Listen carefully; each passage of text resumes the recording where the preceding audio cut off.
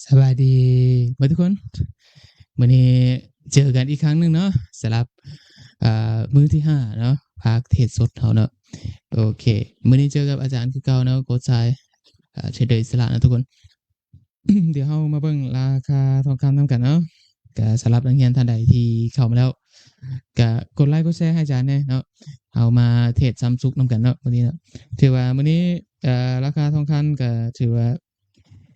ยังวิ่งแบบสวิงนิดนึงนะทุกคนเนาะเพราะว่าเมื่อวานเนี่ยก็ถือว่าโดดลงนักเอาเรื่องอยู่นะแต่ว่ามื้อนี้หันเล่นก็ประมาณ 5,000 จุดได้นะมื้อนี้เนาะแต่ว่าเดี๋ยวเรามาเบิ่งนำกันเนาะว่าโอเคตลาดปัจจุบันนะเฉพาะมื้อนี้หันเนาะเราควรเล่นฝั่งใดเนาะถึงจะบ่เสียเปรียบตลาดนะทุกคนเนาะสำหรับท่านใดที่เข้ามาแล้วก็คอมเมนต์บอกอาจารย์ได้เด้อเนาะ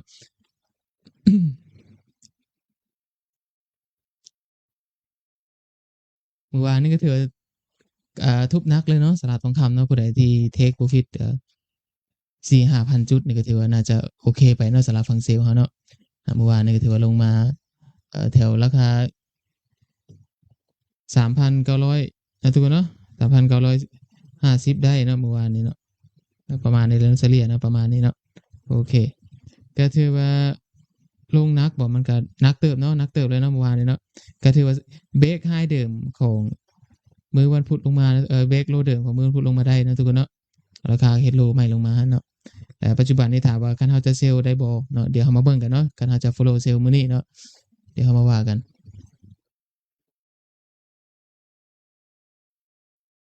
จะได้อาจารย์แชร์หน้าจอเด้อบ่นึงอาจารย์กำลังเสื่อมหน้าจออยู่ทุกคนนักเรียนท่านใดที่เข้ามาแล้วกดไลค์กดแชร์ให้อาจารย์แหน่เนาะหรือว่าคอมเมนต์แลกเปลี่ยนอาจารย์ก็ได้นะเดี๋ยวอาจารย์เบิ่งเฟซเต็งก็เด้อบ่นึงเด้อ ไผที่เข้ามาได้แล้วเนาะมื้อนี้เราเจอกันซ้ำซุกเนาะก็ถือว่าเราจะมาสรุปบทเรียนเราเนาะที่เราเทรดกันเนาะมาเกือบว่า5มื้อนะทุกคนเนาะสำหรับภาคเทรดสดนะเดี๋ยวมื้อนี้อาจารย์จะมาสรุปบทเรียนเนาะว่าเราได้หยังแน่เนาะสำหรับการเทรดอะเนาะมื้อนี้ก็ถือว่าเราจะได้แลกเปลี่ยนกันแล้วก็อยู่กันโดดๆหน่อยหนึ่งเนาะอ่าไผเข้ามาแล้วกดไลค์กดแชร์ให้อาจารย์หน่อยเด้อเนาะกดไลค์กดแชร์ให้อาจารย์หน่อยอย่าลืมกดไลค์กดแชร์ให้อาจารย์เดี๋ยวอาจารย์เปิดหน้าจอก่อนแป๊บนึงทุกคนเนาะเดี๋ยวเรามาเบิ่งทองคำนำกันก่อนแป๊บนึงเดี๋ยวจนอาจารย์มาเด้อเนาะก็เข้ามาท่าเนาะพากันเข้ามาท่าเนาะคอมเมนต์แลกเปลี่ยนกันได้เนาะ เปิดหน้าจอกราฟท่าทุกคนก่อนนะสำสานักเรียนเข้ามานะ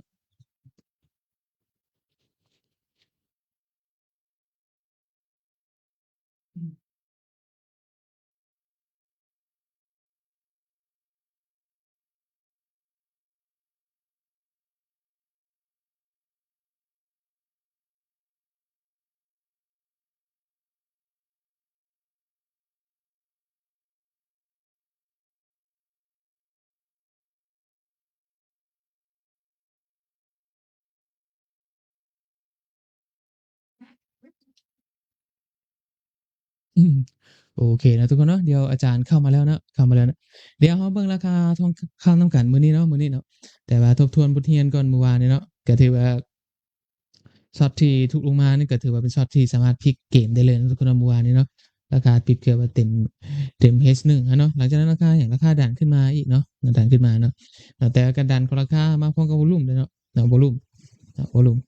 ที่สูงอยู่แต่ว่าก็ยังกินกันบ่ขาดเนาะถือว่าเป็นวอลุ่มที่กินกันบ่ขาดเนาะ หลังจากนั้นตลาดก็เลยทุบลงมาต่อเนาะก็ถือว่าเมื่อวานนี้ที่เราเว้ากันเนาะ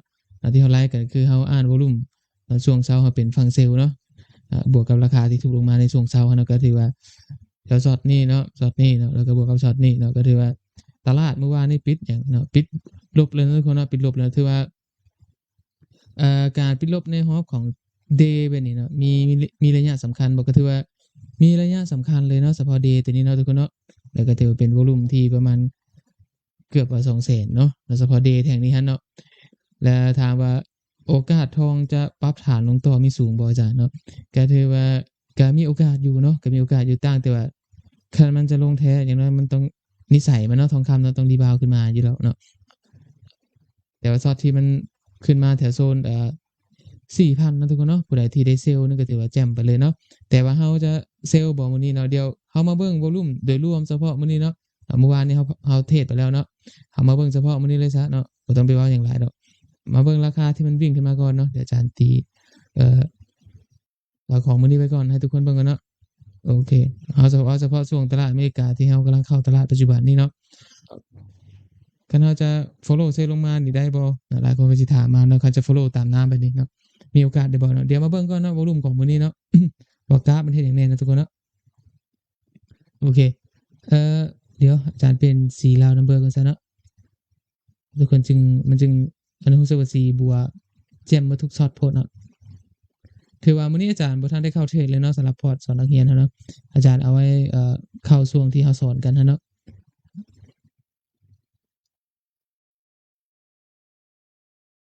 โอเคนะถือว่ามื้อนี้เราบ่ทันมีออเดอร์หยังเท่านั้นเนาะโอเคราคาที่พยายามทุบลงมาแถวราคา 3,8003,980เนาะถามว่าเราจะเซลล์ได้บ่เนาะเดี๋ยวมาเบิ่งวอลุ่มของมื้อนี้ก่อนเนาะทุกคนเนาะมาเบิ่งวอลุ่มของมื้อนี้ก่อนเนาะก็ถือว่าช่วงเช้าหันมันจะมี H1 แท่งนี้เนาะประมาณ 10,000 อัพเนาะราคาปิดเกือบว่า 80% 90เนาะแล้วราคาที่เบรกแถวโซนที่มันทุบลงมาก็คือราคา 3,000990เนาะหลังจากนั้นราคาเบรกขึ้นไปสร้างไฮใหม่เนาะทุกคนเนาะไฮใหม่ของมื้อนี้เลยเด้อไฮใหม่ของมื้อนี้เลยเนาะเฉพาะมื้อนี้หั่นไฮใหม่ก็แถวใดแถวโซนใดประมาณราคา4,600เนาะ4,600เนาะดังนั้นโอเคราคาที่ดันขึ้นมาถามว่าแฮงขึ้นมันหลายบ่แล้วก็ถือบ่ทันหลายเนาะวอลุ่มก็ค่อยๆต่ำแล้วก็จะมีH1 แท่งนึงเนาะที่วอลุ่มมันสูงมาทุกคนเนาะวอลุ่มมันสูงเนาะประมาณ 10,000 อัพก็เลยให้คันผู้ใดได้ซื้ออยู่แถวนี้เนาะราคา 3,970เนาะก็มีโอกาสที่เราจะเทคโปรฟิตประมาณ 1,000 หรือว่า 2,000 จุดได้เนาะใน H1 ของแท่งนั้นเนาะแต่ว่ามาเบิ่งกราฟปัจจุบันก่อนเนาะราคาที่พยายามปรับฐานลงมาแบบนี้วอลุ่มก็ประมาณ8,000 8,000นะก็ถือว่าบ่สูงเทื่อเนาะบ่สูงเทื่อเนาะดังนั้นคันเราจะเซลล์ถามว่าเซลล์ได้บ่เนาะวันนี้อาจารย์เบิ่งตลาดค่อนข้างจะไซด์เวย์นะทุกคนเนาะค่อนข้างจะไซด์เวย์นะเพราะว่า1H1 แท่งนี้ก็วอลุ่มประมาณ 10,000 อัพเนาะแล้วก็H1 ที่ปิดบวกนี่คือกันเนาะช็อตนี้เนาะก็ประมาณ 10,000 อัพแสดงว่าตลาดในของมื้อนี้เนาะบายกับเซลล์หันมันพอๆกันอยู่เนาะบายกับเซลล์ก็พอๆกันอยู่มีแต่เราจะลิ้นอยู่ปลายไส้เอาเนาะถึงจะบ่เสียเปรียบตลาดเนาะ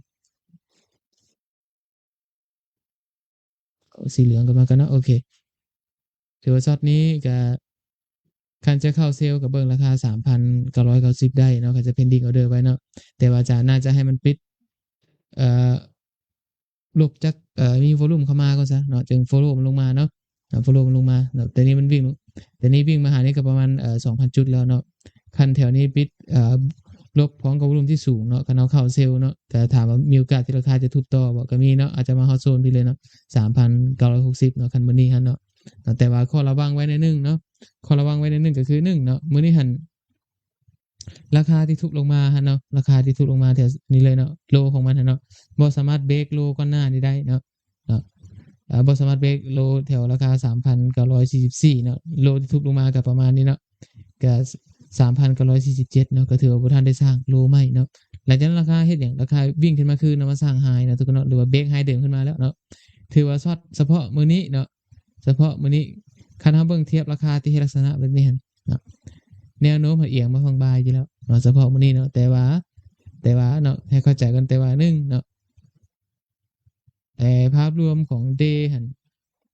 ตลาดยังปิดลบอยู่เนาะตลาดยังปิดลบอยู่ถือว่าคันเฮาเข้าใน Hop Day นี่เฮาถือออเดอร์ได้บ่แต่ช็อตเทิงได้เนาะได้เนาะแต่ว่าคันมาหาวอลุ่มเข้าเทรดภายใน H1 นี่เนาะมันก็บ่ได้มีช็อตใดที่มันแจ้งๆเนาะแจ้งๆเนาะแต่ว่าตลาดมันพอๆกันเลยมื้อนี้อาจารย์คิดว่าเนาะผู้ใดได้เซลล์ช่วงเช้านี่ก็สามารถเทก profit ได้เกือบว่า 3,000เนาะยกตัวอย่างนั่นนี่แต่ราคานี่เนาะมานี่ก็พอดี 3,000 จุดเกือบว่า 4,000 เนาะแล้วก็ราคาที่สวิงขึ้นไปคือกันเนาะก็ประมาณ 4,000 จุดเนาะก็ถือว่าแล่นแบบประมาณ50-50เนาะ50-50เลยมื้อนี้เนาะแต่ว่าเราจะรอให้ H1 แท่งนี้ปิดก่อนนะทุกคนเนาะเราต้องขอวอลุ่มมันมาเนาะคันวอลุ่มมันบ่มานี่มันก็สิบ่วิ่งแล้วเด้มื้อนี้เนาะมันเป็นมื้อวันศุกร์เด้คันว่าบ่มีข่าวมาเสริมมันก็ค่อนข้างตลาดค่อนข้างจะบ่วิ่งเนาะดังนั้นแนวโน้มมื้อนี้เนาะพอๆกันเลยเซลล์เนาะเซลล์ก็ถือว่ามี H1 แท่งนี้ก็ประมาณ 10,000 อัพเนาะแล้วก็มีช็อตนี้เนาะประมาณ 10,000 อัพก็แสดงว่า buy เนาะหรือว่าวอลุ่มที่สูงสุดในตลาดทรงเซาเนาะคันมาเทียบกับตลาดยุโรปก็ถือว่าพอๆกันเนาะ buy กับ sell เนาะแต่ว่าข้อระวังไว้ก็คือ buy หั้นได้หยังได้ราคาสร้าง high ขึ้นมาเนาะให้เข้าใจไว้นำเนาะแต่ช็อตที่ราคาพยายามปรับฐานลงมาเนาะ1ชั่วโมง2ชั่วโมงนี่เนาะหรือว่า3ชั่วโมงเนาะวอลุ่มมันบ่หลายปานใดเนาะวอลุ่มมันบ่หลายปานใดเนาะก็ถือว่าเบิ่งบอกว่าโอเคราคาที่จะปรับลงมาต่อเนาะหรือว่าจะเฮ็ดให้ราคาทุบลงมาฮอดแถวโซนลุ่มนี่เนาะก็ถือว่าเป็นไปได้ยากเนาะเพราะว่าราคากราฟลงอยู่แต่ว่าแฮงมันบ่หลายเนาะแฮงมันบ่หลายดังนั้นผู้ใดเซลก็ระมัดระวังไว้เนาะในช็อตนี้หั้นเนาะคันเฮาบ่เซลนี่ก็ถือว่าตลาดก็จะปิดประมาณนี้แหละเนาะเราเบิ่งH1 แท่งนี้จบก่อนทุกคนเราจะเบิ่งแฮงมันก่อนเนาะมันจะมีช็อตที่ให้เฮาเข้าเทรดหรือบ่เนาะ โอเคทักทายสบายดีเด้อนักเรียนอาจารย์ผู้ใดเข้ามาแล้วก็กดไลค์กดแชร์ให้อาจารย์แหน่เนาะไผมีคำถามหยังเพิ่มเติมอยากถามอาจารย์ถามได้นะทุกคนเนาะบทเรียนที่เฮาเรียนกันมาหั่นมีตัวใดบ่เข้าใจแหน่เนาะก็สามารถถามอาจารย์ได้เลยเด้อตัวที่อาจารย์สอนไปให้หั้นเนาะในการเทรดด้วยวอลุ่มเนาะหรือว่าเทรดมือเฮาแหละเนาะกดมือเทรดกาเป้าแบบนี้แหละเนาะมีตัวไหนที่เฮาบ่เข้าใจเนาะให้ทุกคนถามได้เนาะ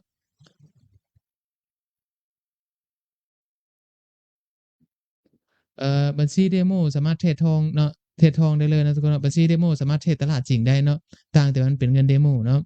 เทรดตลาดทองได้เนาะคันเฮาเริ่มต้นใหม่ก็ใช้เดโมฝึกก่อนเนาะฝึกก่อนก็ได้เนาะเรียนเริ่มต้นใหม่จริงๆหั่นอาจารย์ก็แนะนำให้ใช้เฉพาะเดโมแล้วเทรดเนาะบ่จำเป็นต้องเอาเงินจริงมาเทรดเนาะอ่าใช้เดโมฝึกแล้วก็เรียนเทรดไปหั่นแหละดีสุดเนาะทุกคนเนาะดีสุดเลยเนาะคิดว่า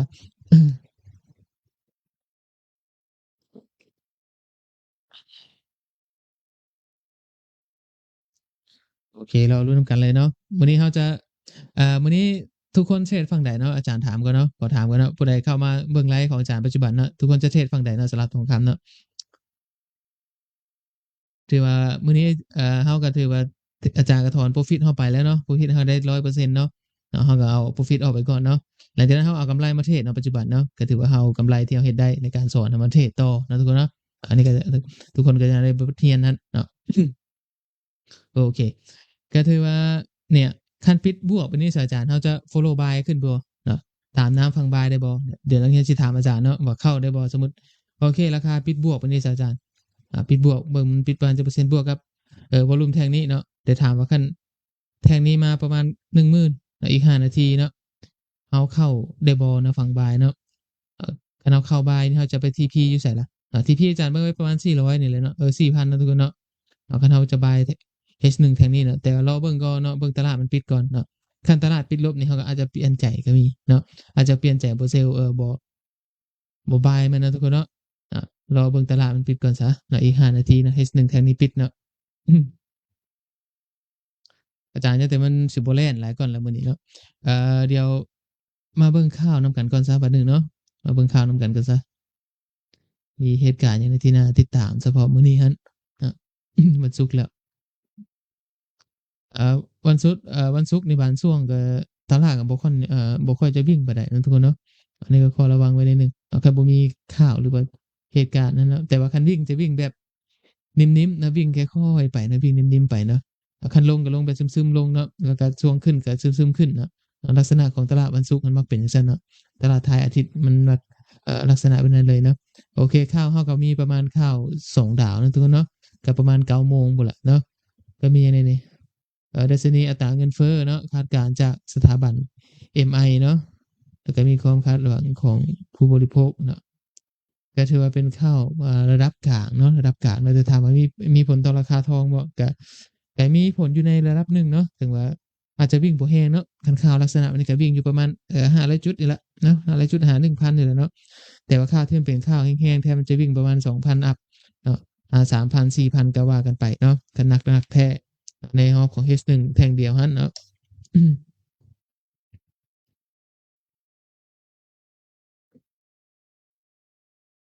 อาจารย์เห็น MT5 มันอัปเดตใหม่นะทุกคนเนาะก็ถือว่าอาจจะเทรดคักขึ้นเนาะมันจะแสดงเงินบาลานซ์เราพร้อมเนาะคิดว่าเซลล์เนาะเนี่ยหลายคนก็มักฟังเซลล์เนาะเพราะว่าตลาดมันปิดลบเลยซะเนาะทุกคนเนาะเพราะว่าในตลาดมันปิดลบดังนั้นเวลาเราเทรดในรอบใหญ่ในรอบ Day Trade เนาะคันสิว่ามื้อนี้เราควรลิ้นฟังเซลล์บ่มันก็แจ่มมาแล้วเนาะคันเราเทรดฟังเซลล์เนาะ แต่ถามว่าโอเคฟังเซลล์มันเทรดได้บ่อาจารย์มันก็เทรดได้เนาะมันก็เทรดได้เนาะต่างแต่ว่ามันจะทุบได้หรือบ่เท่านั้นเนาะเพราะว่าฮอบที่มันลงมาเนาะ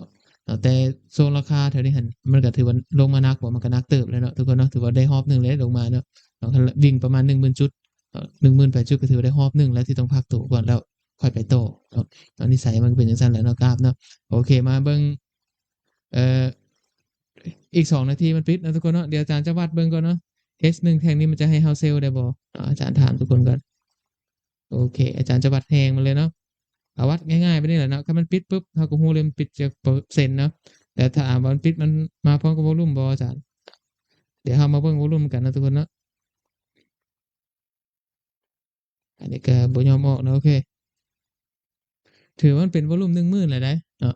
H1 แท่งนี้เนาะคันถ้าจะเข้าเซลล์เนาะสมมุติอาจารย์เข้าเซลล์ปุ๊บเราจะไปเทกโพรฟิตประมาณเท่าไหร่อาจารย์เบิ่งไว้ประมาณพี่เลยเราก็ถ้าจะเก็บ 1,000 จุดเนาะแบบว่าราคา 3,000 กับ 170เนาะแต่ถามว่าวอลุ่มมันมาแล้วเด้อเนาะวอลุ่มมันมาแล้วอีก8นาทีนี่เนาะแต่ว่ามันสิปิดได้จักเปอร์เซ็นต์ล่ะมันปิดประมาณ 50%นี่ก็มันก็คนละเรื่องอีกเนาะการที่ราคาหันทุบต่อบ่ได้เนาะถ้าปิดประมาณแบบนี้มันจะต่างจากเมื่อวานนี้ได้เนาะเมื่อวานนี้ให้ทุกคนสังเกตเบิ่งเนาะเวลาราคาทุบลงมาปิดเต็มไปเนี่ยเต็มร้อยเนาะวอลุ่มที่สูงสามารถเบรกฮอบที่มันขึ้นมาแบบซ่าๆเลยมันเลยให้ราคาเฮ็ดหยังสามารถทุบไปต่ออีกประมาณ 5-6,000 จุดจังซี่ยกตัวอย่างหรือ4,000 จุด 5,000 จุดช็อตที่มันทุบลงมาหั่นน่ะให้เข้าใจปานนั้นเลยเนาะแต่ว่าก่อนนี้ควรค่าไว้นี่แหละเนาะคือตัวนี้ถามมันสิทุบได้ต่อบ่อาจารย์เนาะต้องเบิ่งแฮงมันปิดก่อนเนาะมันปิดประมาณจักเปอร์เซ็นต์เนาะคันมันปิดประมาณ60นี่โอเควอลุ่มมันสูงพอเนาะเราก็ลิ้นฟอลโลว์มันได้เลยเนาะในช็อตนี้เนาะแล้วก็วางพวกstop loss ให้แถวโซนเทิงนี่ก็ได้เนาะถ้าบ่ได้จะใช้ stop loss หรือจะ pending order รอแถวนี้ก็ได้เนาะก็ได้คือกันโอเคH1 แท่งนี้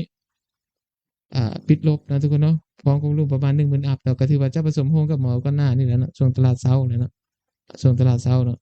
ถือว่ามื้อนี้วอลุ่มยังเอียงมาฝั่งเซลล์อยู่บ่ปิดแล้วปิดประมาณคือว่าสิ60กับ60เนาะประมาณ5055นี่ซะเนาะเทียบเปอร์เซ็นต์เนาะถือว่าบายกับเซลล์พอๆกันเนาะ H1 แท่งนี้นะทุกคนเนาะปิดบ่สะอาดสะอ้านปานใดเว้ยปิดเฮ็ดใช้จังซี่เนาะคันเฮาเข้าเลยเข้าได้บ่มันก็เข้าได้เนาะเข้าได้เนาะถือว่าวอลุ่มสูงอยู่แต่ว่าราคาปิดประมาณ 50%เนาะดังนั้นคันอาจารย์เซลล์เบาๆนี่เนาะคันราคาปิดลักษณะแบบนี้เนาะมันก็เฮ็ดมีโอกาสที่ราคาจะลากออร์เดอร์เฮาเนาะจะลากออร์เดอร์เฮาเนาะอันนี้ก็ให้ทุกคนระวังไว้เนาะอย่างตัวอย่างนะเห็นบ่คันปิดจังซี่ก็บ่อยากวิ่งไปได้แล้ววิ่งกลางๆแล้ววิ่งลักษณะเป็นไซด์เวย์นะปิด50-50เนาะความหมายเหตุผลที่มันวิ่งแบบนี้เนาะมันเจอกรณีแบบนี้อย่างตัวอย่างเนาะเดี๋ยวปิดไปก่อนนะทุกคนเนาะโอเคก็ถ้าเจอช็อตแบบนี้เนาะช่วงที่ราคากำลังขึ้นมาเนาะแล้วถ้าเจอกราฟลักษณะแบบนี้ราคาขึ้นมาแล้วเนาะแล้วมาเจอโอเคปิดแบบนี้เนาะปิดเฮ็ดไส้แบบนี้ประมาณอัตรามันประมาณ50-55นะมันความหมายคือกินกันบ่ขาดปานใดเนาะวอลุ่มสูงอยู่แต่ว่าราคาที่มันปิดในตลาดที่มันปิดหั่นเนาะหรือว่า candle ที่มันปิดหั่นมันบ่กินกันปานใดเนาะดังนั้นคันมันจะทุบต่อเนาะอย่างน้อยก็ต้องปิดประมาณ70อัปขึ้นเมือเนาะหรือ70%หา80ขึ้นเมือเนาะถึงจะมีโอกาสจะลงต่อเนาะหรือว่าคันมันจะขึ้นเนาะคือช็อตนี้อย่างน้อยก็ต้องปิดแบบนี้ประมาณ70เนาะแล้วก็วอลุ่มมันสูงเนาะถึงจะมีโอกาสจะทั่งไปอีกประมาณ1,000หา 2,000 จุดจังซี่เนาะแต่ว่าปิดลักษณะแบบนี้เนาะมันบ่งบอกว่าโอเคแฮงบายแฮงเซลมันพอๆกันเนาะมันพอๆกันเลยมื้อนี้มันบ่มีไผกินเปรียบไผพอปานใดเนาะยกตัวอย่างแต่ถามว่าต่างแต่ตลาดมันปิดออร์เดอร์ฝั่งเนี่ยฝั่งเซลล์ซื่อๆเนาะฝั่งเซลล์ซื่อแต่ว่าปิดประมาณ 55%เนาะถามว่าเฮาเซลล์ได้บ่ราคานี้เซลล์ได้เนาะเซลล์ได้เนาะวอลุ่มประมาณ 10,000เนาะเดี๋ยวอาจารย์จะเข้าเบาๆให้ทุกคนเบิ่งก่อนก็ได้เนาะทีนี้เรามีบาลานซ์ยัง 2,000 เนาะเราจะเข้าประมาณ0.02 เนาะแล้วเราจะลิ้น pending order เอาเนาะเอาไม้แรกเขาก่อนซะเนาะโอเคถือว่ารอบนี้มันมีตัวที่แสดงเงินเราพร้อมเนาะเวลาเราเข้ามันบวกเนาะตัวอัปเดตใหม่เนาะวันนี้อาจารย์ยกตัวอย่างเนาะคันเราเข้าราคาแถวโซนนี่เนาะทุกคนเนาะโซนราคา 3,000 กับ 180แบบนี้เนาะเราจะไปเทก TP ประมาณเท่าไหร่แล้วเนาะต้องถามเขาก่อนนะเราจะมัก TP ประมาณเท่าไหร่เนาะคันเรามัก 1,000 จุดเนาะอาจารย์ยกตัวอย่างเราก็ต้องเบิ่งราคา 3,000 กับ 170เนาะคันเราเทกส่ำนี้ได้แล้วมื้อนี้เราปิดเลยเนาะ เฮาปิดออร์เดอร์เฮาได้เลยคันเฮาจะเทรดยกตัวอย่างราคา 3,970 เนาะบัดนี้คันเฮาเบิ่งประมาณ 2,000 นี่ซะอาจารย์ 3,960 นี่มันปิดได้บ่เนาะก็ต้องเบิ่งแฮงมันก่อนเนาะว่าราคามันจะทุบได้บ่เนาะมันขึ้นอยู่กับแฮงของมันอะเนาะคันมันทุบบ่ได้เนาะมื้อนี้คันทุบบ่ได้วอลุ่มมันบ่มีแล้วมันก็สิวิ่งแถวบริเวณนี่แหละเนาะแล้วก็ราคาก็ปิดไปซื่อๆตลาดก็ปิดไปซื่อๆดังนั้นเวลาเฮาเข้าอยู่โซนนี้ก็เฮ็ดให้ออร์เดอร์เฮาอาจจะถึกลากไปลากมาก็ต้องเบิ่งแฮงมันตึมเนาะตลาดวันศุกร์คันบ่จริงๆแล้ววันศุกร์นี่เนาะช่วงท้ายตลาดอาจารย์บ่แนะนำให้เทรดก็ได้เนาะเพราะว่าหยังเอ่อผู้ใดที่บ่มักถือออร์เดอร์ข้ามคืนเนาะถ้าข้ามอาทิตย์บ่จะเป็นเนาะเพราะว่าคันคืออาจารย์เคยมีประสบการณ์เนาะคันเฮามักมีออร์เดอร์ค้างเนาะแล้วไปเจอช่วงตลาดวันจันทร์เนาะสมมุติเฮาบายไว้ซะวันนี้ตลาดวันจันทร์มันเฮ็ดแก็ปจังซี่ลงมามันมักเจอลักษณะแบบนั้นเนาะตลาดช่วงมันเปิดดังนั้นคันเทรดจบภายในมื้อก็จบเนาะจริงๆวันศุกร์นี่บ่จำเป็นต้องเทรดก็ได้เนาะทุกคนเนาะเฮาจะเทรดแต่เพียงประมาณวันคารพุธพฤหัสเนาะเทรดสัก3มื้อก็ได้เนาะวันจันทร์ก็เบิ่งเชิงก็ได้คือกันเนาะคันผู้ใดบ่มักเทรดเนาะอันนี้อาจารย์ยกตัวอย่างเนาะโอเคมาเบิ่งเนาะแล้ววอลุ่มมันมาประมาณ10,000เนาะมันจะทุบได้บ่เนาะมันจะทุบได้บ่เนาะคันเฮา TP 1,000 จุดคืออาจารย์ว่าแล้วเนาะราคา 3,970เนาะยกตัวอย่างอาจจะเก็บ 1,000 จุดเด้อ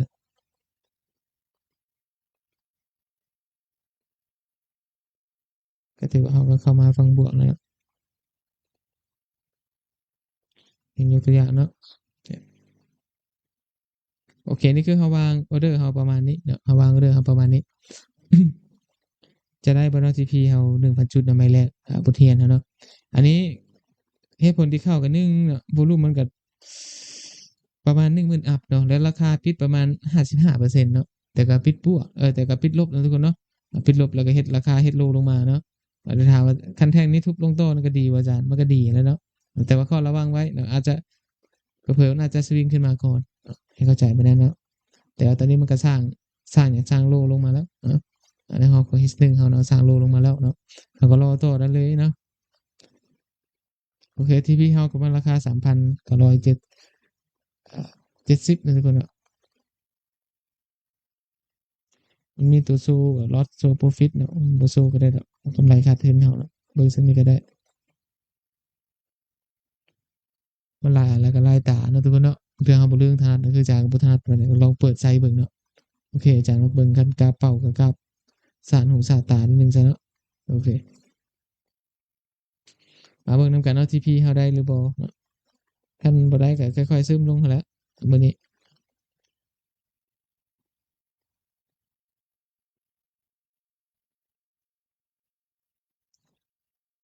เดี๋ยวอาจารย์จะpending order ไว้อีกนะทุกคนเนาะอาจจะ pending order อีก 0.02 ไปแถวโซนเทิงนี้ก็ได้ประมาณ 3,985 เนาะ pending sell limit week ซะเนาะให้มันขึ้นมาเกาะเอาเนาะถ้ามันบ่ลงให้เฮาก็เนาะ กราฟทรงนี้หันคันวิ่งไปนี่ก็จะค่อยๆซึมแถวนี้แหละเนาะทุกคนเนาะก็อาจจะบ่มีหยังเนาะมื้อนี้เนาะว่าราคาก่อนโอเคมาแล้วเดี๋ยวมันวิ่งขึ้นมาออร์เดอร์เฮาเนาะต้องย้านมันบ่ได้เนาะเดี๋ยวมันมาซนเอาดอกเนาะมันซนบ่เทื่อเผลอๆมันกลายไปซ้ำเนาะคันมันกลายไปนี่วอลุ่มมันสูงอาจารย์ยกตัวอย่างเนาะสมมุติว่า H1 แท่งนี้เนาะราคามันปิดบวกซะซั่นวอลุ่มสูงดิซั่นเนาะวอลุ่มเบรกพวกนี้ก็น่าได้โอเคออร์เดอร์เซลล์เฮาช็อตนี้ก็น่าจะได้คัดทิ่มเนาะคัดทิ่มหรือว่ายอมไปเลยนะทุกคนเนาะ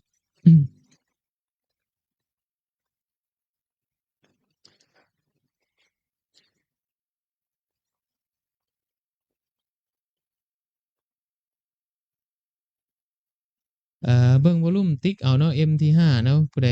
ใช้ MT5 คลิกแบบนี้นะทุกคนเนาะแล้วเข้าที่ตัวตั้งค่าเนาะแล้วติ๊กตัวว่างdata window นี่นะ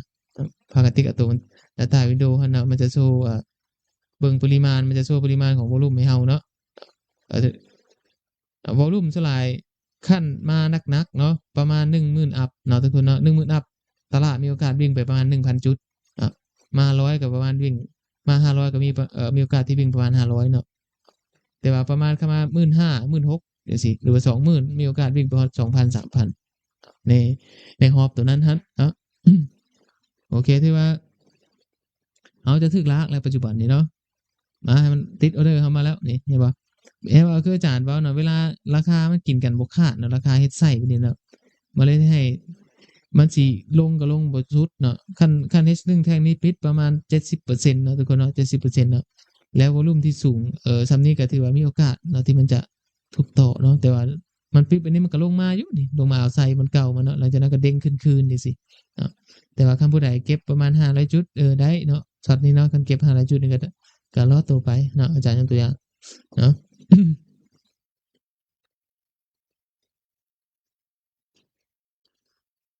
ก็สำหรับนักเรียนใหม่เนาะที่บ่ได้เข้าเบิ่งไลฟ์อาจารย์เนาะให้ทุกคนไปเบิ่งย้อนหลังได้เลยเนาะในช่องยูทูบอาจารย์เนาะตัวภาคทฤษฎีที่อาจารย์สอนไปเนาะสอนฟรีเนาะไปเบิ่งไว้เนาะมันมีคลิปสอนประมาณ5ชั่วโมงปลายเนาะพื้นฐานตลาดแบบสังรวมแล้วก็เราจะเข้ามาเทรดสดเนาะหลังจากเบิ่งตัวทฤษฎีจบแล้วเนาะให้เฮามาเบิ่งตัวที่อาจารย์ไลฟ์สดสอนนี้เนาะ5มื้อเนาะไลฟ์สดสอนเฮาเทรดด้วยกาเป๋าแบบนี้จริงๆจะให้ทุกคนเบิ่งหมดเนาะมันถึงจะได้เข้าใจตลาดหลายขึ้นเนาะเพราะอาจารย์ก็อธิบายละเอียดอยู่เนาะเมื่อวานนี่ก็คือกันเนาะ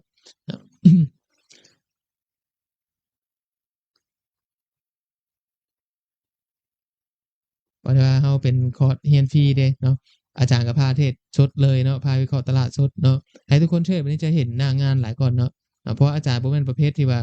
โอเคเข้าถึกแล้วเนาะเราจึงเอาออร์เดอร์ตัวเข้าถึกมาเว้าเนาะแต่ว่าเราเข้าแบบสดๆเรียวๆนี่เลยเนาะแล้วก็วิเคราะห์ไปนำให้ทุกคนเห็นภาพตลาดโอเคเราเล่นแบบนี้เนาะมาจากเงื่อนไขตัวนี้เด้อเนาะเราเทรดลักษณะแบบนี้มาจากเงื่อนไขตัวนี้เนาะแต่ละระบบมันก็บ่คือกันเนาะอันนี้อาจารย์ก็มันบ่มีระบบใดผิดถูกเนาะมันขึ้นอยู่กับเราจะเรียนรู้เนาะอันนี้ให้เข้าใจไปนั่นเนาะ เดี๋ยวไว้โอ้มาใช้ระบบอาจารย์แล้วเนาะบางเทื่อมันอาจจะบ่เหมาะกับทุกคนเนาะบางคนมาเรียนรู้ระบบอาจารย์อาจจะไปเทรดอาจจะบ่เหมาะจังซี่เนาะเพราะว่ามันเป็นระบบที่เราต้องว่าง่ายคือเราต้องเฮ็ดความเข้าใจกับมันเนาะเราถึงจะสามารถเทรดมันได้เนาะแต่ว่าสำคัญก็คือระบบสิดีหรือบ่ดีเนาะแต่ว่าการบริหารพอร์ตเราบริหารทุนเรามันก็ต้องดีเนาะตัวนี้คือหัวใจสำคัญคือกันที่จะเฮ็ดให้เราหั้นนานเบิดเงินนำตลาดเนาะหรือเฮ็ดให้เราหั้นมีพอร์ตอยู่นำตลาดได้ ในระยะยาวเนาะอาจารย์คิดว่าน่าจะเป็นแบบนั้นเลยเนาะทุกคนเนาะโอเคหลังจากนั้นราคาเนี่ยราคาขึ้นมาแล้วณปัจจุบันนี่เห็นบ่ขึ้นมาแล้วบัดนี้ถ้ามันปิดบวกวอลุ่มมันสูงจังซี่เนาะมันก็ไปคนละเรื่องแล้วเซลล์เฮาซัดนี่เนาะมีโอกาสที่ราคาจะขึ้นมาเคลียร์แถวเทิงพู้นล่ะคันมาบัดนี้ทรงนี่หันพี่น้องอาจารย์เบิ่งไว้ประมาณราคาคันว่าฮอดแท้ประมาณราคา4,020เนาะก็ขึ้นมาได้แท้เนาะก็ขึ้นมาได้แท้เนาะมื้อนี้เด้อมื้อนี้เลยเนาะก็จะค่อยๆซึมขึ้นมาหั้นเนาะ แล้วก็รอเบิ่งมันจะค่อยซึมขึ้นมาได้บ่เนาะถ้ามันบ่ค่อยซึมก็คันวอลุ่มบ่มีแล้วเนาะวิ่งประมาณนี้อาจสิเฮ็ดปิดแถวนี่แหละบริเวณนี่แหละมื้อนี้ฮะเนาะคันแฮบ่มีก็ปิดประมาณนี้แหละเนาะให้ให้เข้าใจไปนั่นเลยนะทุกคนเนาะก็ถือว่าอาจารย์สอนฟรีชุดนี้อาจารย์ก็เห็นนักเรียนมีความตั้งใจหลายเนาะเข้ามาเบิ่งไลฟ์อาจารย์เนาะถือว่าได้ยอดที่เพิ่มขึ้นเนาะหลายคนที่มาแล้วก็เรียนนำอาจารย์แล้วก็จะลืมพากันไปรีวิวเพจอาจารย์ให้แน่เนาะสอนเป็นแบบใดเนาะสอนดีหรือบ่ดีเนาะอันนี้ก็ฝากไว้เลยเนาะเพราะว่าปัจจุบันเนี้ยคืออาจารย์สอนฟรีให้เนาะทุกคนเนาะแบ่งปันประสบการณ์ฟรีให้เนาะบ่มีค่าใช้จ่ายหยังทั้งนั้นเนาะ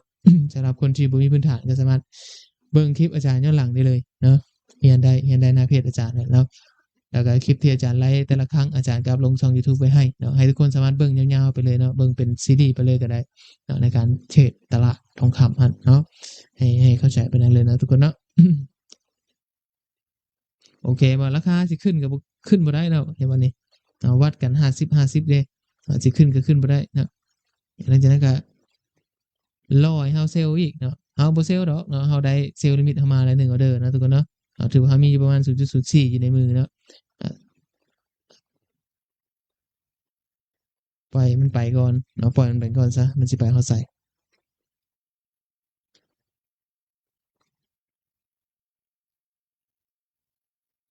การเทรดในตลาดคือกันเนาะบ่จำเป็นต้องเทรดดุเนาะแต่ว่าคืออาจารย์แนะนำวิธีเทรดอาจารย์นิดหนึ่งเนาะสไตล์การเทรดอาจารย์เนาะส่วนหลายอาจารย์บ่มักเทรดตลาดวันจันทร์กับวันศุกร์เนาะทุกคนเนาะถือว่าเป็นตลาดที่อาจารย์บ่มักปานใดเนาะวันจันทร์นี่เหตุผลจริงๆก็เหตุผลที่บ่มักเข้าเทรดวันจันทร์1เนาะวันจันทร์เนี่ยอาจารย์จะไปเบิ่งโซนมันก่อนเนาะว่าโอเคตลาดเปิดมามื้อวันจันทร์นี่เนาะวอลุ่มมันเอียงมาฝั่งใดเนาะภายในอาทิตย์นี้เนาะเพราะว่าการเปิดหัวแถววันจันทร์เนาะมันบ่งบอกว่าโอเค มื้อวันอังคารพุธพฤหัสเนาะแนวโน้มตลาดมีโอกาสไปแบบนี้แบบนั้นเด้อต้องเบิ่งเชิงกัน เปิดตลาดมื้อวันจันทร์ก่อนเนาะคันว่ามีเงื่อนไขจึงเข้าเทรดเนาะบัดนี้มื้อวันศุกร์เหตุผลที่บ่มักเทรดเนาะก็คือวันศุกร์นี่กราฟมันวิ่งบ่อยากปานใดเนาะครับบ่มีข่าวเด้อเนาะมันจะวิ่งบ่อยากคักเนาะคือแบบนี้นะครับบ่วิ่งไปวิ่งมามันแบบนี้เนาะไม่ใช่ให้ออร์เดอร์เฮาติดไปติดมาเนาะหรือว่าเฮาติดออร์เดอร์ในรูปตัวนี้เนาะแล้วก็อาจารย์บ่มักเฉพาะตัวเทรดมือเนาะบ่มักก็คือบ่อยากให้ออร์เดอร์ตัวเองค้างข้ามคืนไปเนาะเพื่อไปเทรดวันจันทร์ต่อจังซี่เนาะส่วนหลายมันก็คันโบรกมันบ่มีฟรีสวอปมันก็มันก็ได้เก็บค่าสวอปเฮาเนาะแต่คันโบรกที่มีฟรีสวอปเนาะเฮาก็ถือไปเลยเนาะ ที่สว่าแบบบ่มีเงื่อนไขจังซี่เนาะคือโบรกที่อาจารย์ใช้สอนทุกคนเนาะสำหรับผู้สนับสนุนเขาคือโบรกเกอร์อินเตอร์สเตลล่าเนาะก็ถือโบรกนี่ฟรีสวอปเนาะบ่มีสวอปอีสังเนาะก็ถือว่าเขาถือได้เลยเนาะถือข้ามมือข้ามทิศข้ามเดือนก็ได้เนาะถือเป็นปีก็ได้เนาะก็ถือว่าเป็นฟรีสวอปตลอดซีฟเนาะผู้ใดที่เป็นสายถือเป็นปี2ปีพุ่นละยกตัวอย่างจังซี่จะเหมาะเลยเนาะอาจารย์ยกตัวอย่างเด้อสมมุติว่าโอเคเอ่อสายโบรกมันถือมาประมาณสัก3เดือนซะจังซี่เนาะ หรือว่าซื้อมาแต่เพียง1 ปีใช่เนาะบายทองคำประมาณ0.01นี่สิเนาะอาจารย์ยกตัวอย่างเนาะสมมุติว่าโอเคมันฮู้แล้วมันจะขึ้นนี่สิเนาะค่อยมาร์กไว้ค่อยบายซื้อไว้ซะเนาะยกตัวอย่างแล้วซื้อไว้0.01นี่สิเนาะถือมาจนสุดปีครับพี่แหละเนาะยกตัวอย่างโอเค0.01เนาะคันราคาวิ่งประมาณ10,000จุดเนาะโอเค10,000จุดนี่เฮาก็สิบวกอยู่ประมาณ100เหรียญเนาะ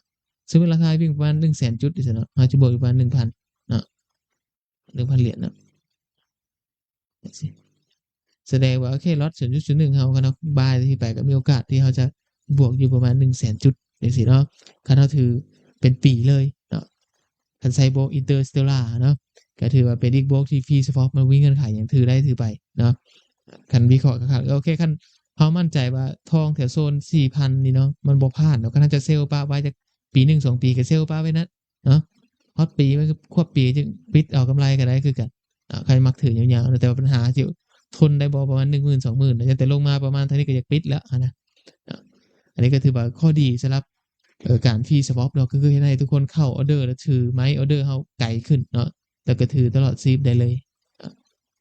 อันนี้คือข้อดีของมันสำหรับโบรกเกอร์ Interstellar เนาะอันนี้อาจารย์เล่าให้ฟังไว้นั้นโอเคเอาเบิ่งทองเขาก่อนนะทุกคนเนาะก็บ่วิ่งแล้วนี่นะวิ่งประมาณ 1,000 จุดเนาะวิ่งไปวิ่งมาไปนี่เนาะมันก็บ่คักปานใดแล้วคันเฮาเทรดเนาะเพราะที่พี่เฮาพูดอยู่แต่ลุ่มพี่นะก็มีแต่รอลุ้นมันนั่นแหละมันจะซนหรือบ่ซนเนาะทุกคนเนาะก็ปล่อยตลาดมันเฮ็ดเวียกของมันเนาะส่วนเฮาก็เฮ็ดหยังก็มีเวลาไปเฮ็ดนี่นะก็เฮ็ดอย่างอื่นแทนบ่จำเป็นต้องมานั่งเฝ้าหน้าจอดอกเนาะคันเฮาเฝ้ามันก็คือเก่าเนาะกราฟมันก็ตลาดมันคือเก่าเนาะมันบ่แม่นว่าเจ้ามานั่งเฝ้ากราฟแล้วราคามันจะขึ้นจะลงให้เจ้าเนาะดังนั้นเฮาก็บ่จำเป็นต้องมานั่งเฝ้าตลอดนะทุกคนเนาะถ้ามีเวลาก็เฮ็ดอันนี้เฮ็ดอันตื่มก็ได้เนาะ ก็สำหรับอืมตัวเทศมืออาจารย์นี่เนาะตัวเทศมือด้วยวอลลุ่มนี่เนาะอาจารย์จะสอนประมาณนี้แหละเนาะทุกคนเนาะประมาณ5 มื้อแล้วเนาะเขาสอน5 มื้อเนาะผู้ใดเบิ่งย้อนหลังก็ไปเบิ่งย้อนหลังเนาะเดี๋ยวอาทิตย์หน้าเนาะเขาจะไปเรียนตัวหนึ่งอีกเนาะอาทิตย์หน้านี้เขาจะใช้ตัวเทศเนาะจะเป็นตัวอินดี้กับเครื่องมือเทศเนาะอาจารย์จะสอนให้ประมาณ2 มื้อเนาะเขาจะเบิ่งวันจันทร์กับวันอังคารเนาะ หลังจากนั้นก็โอเควันพุธพฤหัสศุกร์เนาะเขาจะเข้าหมวดของการเทรดสดด้วย EA เนาะ EA มันเทรดเนาะเราติดตามผลงานการเทรดของ EA เนาะจะเอาไปนั้นให้เนาะ ตัว EA คือเฮาบ่ได้เทรดหยังมันเนาะก็ปล่อยให้ระบบมันเทรดเนาะบ่จำเป็นต้องมานั่งกดออร์เดอร์เนาะก็คือเฮาเซตการรันระบบไว้ก็คือปล่อยระบบมันเฮ็ดเวียกแทนเลยเนาะประมาณนั้นเนาะสำหรับตัวเซตของ EA หั้นเนาะ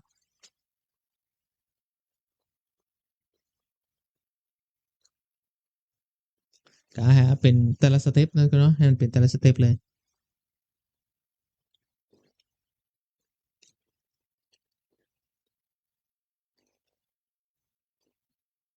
เพราะว่าการเทรดมือด้วยวอลลุ่มเนาะเทรดกราฟเป้าปานนี้เนาะมันอาจารย์ถามว่ายากบ่เนาะคันเฮามีประสบการณ์มันก็บ่ยากเนาะแต่ว่ามันจะยากผู้ที่ยังเป็นมือใหม่น่ะเนาะคนที่บ่ทันเข้าใจตลาดอะเนาะมันก็จะยากนิดหนึ่งเนาะเพราะว่ามันบ่มีสัญญาณว่าง่ายคือต้องเฮ็ดความเข้าใจเกี่ยวกับระบบนะมันถึงจะเทรดได้เนาะแต่ว่าคันตัวเป็นเทมเพลตตัวเป็นเครื่องมือก็คือโอเคมันเข้าเงื่อนไขแล้ว เอ่อลักษณะแบบนี้เด้อต้องเซลล์เนาะก็ต้องได้เซลล์เนาะแบบนี้ต้องบายก็ต้องได้บายจังซี่มันก็จะไปอีกเรื่องหนึ่งประมาณนั้นเลยนะทุกคน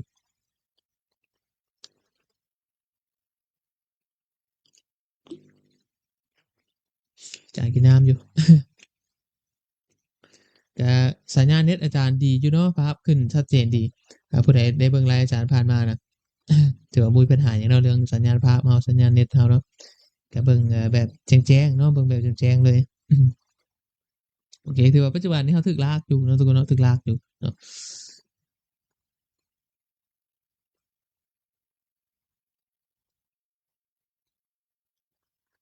เบิ่งราคาปิดเนาะเบิ่งแต่เนื้อมันนะทุกคนเนาะบ่ไส้มันบ่จำเป็นเบิ่งก็ได้เนาะ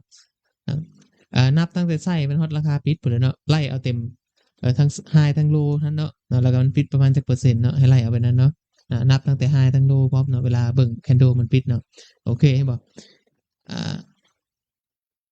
เหตุผลที่มันลงบ่ได้คืออาจารย์เว้าเนาะมันไส้เนาะมันเฮ็ดไส้ไปนี่แต่ว่าเฮาอาจารย์เซลล์ให้เบิ่งคือเซลล์เป็นผู้เรียนให้ทุกคนเบิ่งเนาะ พอระวังไว้เวลาราคาปิดแบบนี้เนาะปิดลักษณะแบบนี้เนาะก็เลยให้มันเวลามันจะลงต่อก็เอาไปอาจจะบ่สุดจังซี่หรือว่าขึ้นก็ขึ้นบ่สุดก็เฮ็ดสวิงเนาะเพราะว่าเพลเยอร์ตลาด50-50มาดวลกันอยู่มันก็เฮ็ดให้ราคามันวิ่งแบบนี้เนาะให้เข้าใจเลย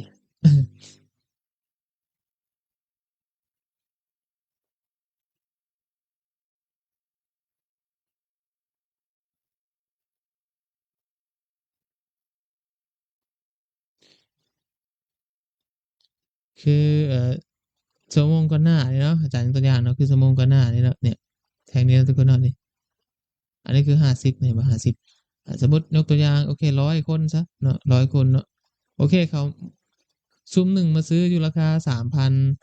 3,981จังซี่เนาะเข้ามาซื้ออยู่นี่ประมาณเท่าไรซุมซื้อขึ้นมานี่ประมาณ45ซะจังซี่น่ะ45บัดนี้ซุมที่เซลล์ลงมาแต่ราคานี้เนาะราคาประมาณ3,940เนาะประมาณ55จังซี่55แสดงว่าคันฝั่งเซลล์ก็ยัง55ฝั่งบายประมาณ45เนาะราคาน่ะกินกันบ่ขาดเนาะหรือว่า Candle ปิดกินกันบ่ขาดเนาะถึงวอลุ่มสูงก็อย่ามันเนาะเป็นลักษณะแบบนี้เนาะมันมีโอกาสที่ให้ราคาแล่นไซด์เวย์ไซด์เวย์แล้วคันแบบนี้ก็คือตลาดเข้ามา100คนเนาะ50บายเนาะเซลล์50จังซี่อันนี้ของห้องตลาดไซด์เวย์เนาะราคาบ่วิ่งเนาะราคาบ่วิ่งแล้วก็ถือว่าบ่ทันเป็นเทรนด์เทื่อเนาะกรณีที่มันจะเป็นเทรนด์หรือว่าชนะขาดก็คือเข้ามา100คนซะเนาะเซลล์70คนจังซี่เนาะบาย30คนจังซี่เนาะเตรียมไปแล้วฝั่งฝั่งบาย30เนาะก็มีโอกาสที่ราคาจะทุบต่อเนาะคือช็อตนี้เนาะคันมันปิดได้แบบกี้นี่มันจะลงไปต่ออีกประมาณ10,000จุดหรือว่า500ขึ้นไปจังซี่มันจะเป็นแบบนั้นอันนี้คือหลักการเทรดโดยวอลุ่มเนาะแล้วก็การอ่าน Candle เนาะเทียบเปอร์เซ็นต์เนาะจะเบิ่งแบบนี้เนาะให้ทุกคนเข้าใจแบบนั้นเลยเนาะอาจารย์เทียบยกตัวอย่างเทียบเป็นหัวคนให้เนาะว่าเรื่องของปริมาณมันโอเคปิดไปก่อนเนี่ยมันจะวิ่งไปนี่แหละนี่จะวิ่งไปนี่แหละวันนี้คันมันปิดไปนี่อาจารย์ยกตัวอย่างเนาะคันราคาที่ขึ้นมาจบแท่ง H1 แท่งนี้เนาะแล้วปิดแบบนี้โอเคแล้ววอลุ่มที่มันสูงพอเนาะแม่นอันนั้นปิด70%อัปขึ้นมามีโอกาสที่เขาจะ buy แล้วราคาจะขึ้นต่อหรือว่าเขาจะ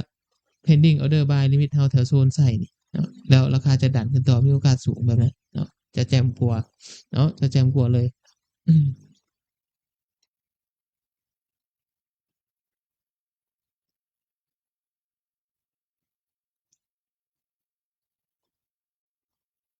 อาจารย์ก็หาวนอนเด้อทุกคนนะ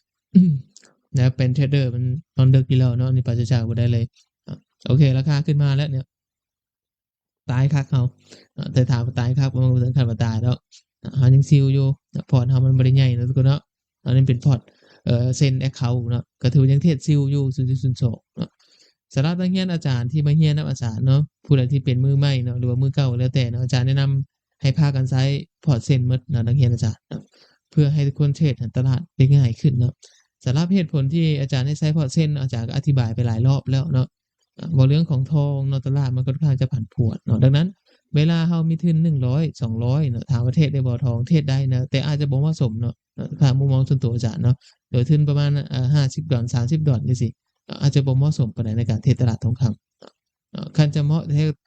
คันพอสแตนดาร์ดนี่เด็กน้อยต้องประมาณ10,000อัปขึ้นเมือเนาะแม่นประมาณ1,000ขึ้นเมือน่ะจะดีกว่าเนาะประมาณ1,000จะดีกว่าเนาะดังนั้นเวลาเราเทรดทุนที่มันบ่สูงปานใดเนาะเราใช้พอร์ตเซ็นต์น่ะมันก็เทรดให้ทุกคนน่ะเทรดตลาดได้ง่ายขึ้นเนาะอำนาจการต่อรองของเราก็ง่ายหลายขึ้นนะยกตัวอย่างจังซี่นะเนี่ยแบบสมมุติเรายกตัวอย่างโอเคคือเรามีงบอยู่ประมาณ2,000เซนต์จังซี่เนาะ2,000เซนต์จ้ะอันนี้คือ2%เนาะประมาณ20เหรียญจังซี่เนาะ20เหรียญอาจารย์ยกตัวอย่างเนาะคันเราไปใส่พอร์ตสแตนดาร์ดเทรดเงิน20เหรียญน่ะทุกคนเจอ0.01 ลากไปประมาณ1,000 จุดนี่ก็ถือว่าไปแล้ว อันนี้ถือว่าพอร์ตแตกเลยนี่พอร์ตแตกเลยโอเคออก0.01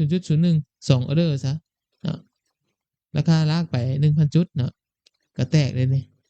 แตกละ20 ดอลบ่ทันได้เฮ็ดหยังซ้ำนี่บ่อันนี้คือข้อเสียของการใช้พอร์ต Standard Trade แล้วกรณีคนข้ามเนาะทุกคนดันเอาเงิน20เหรียญมาใช้เป็นพอร์ตเซ็นแบบอาจารย์นี่ยกตัวอย่างเนาะก็สิได้อยู่ประมาณ 2,000 เซนต์จังซี่นะทุกคนออก0.01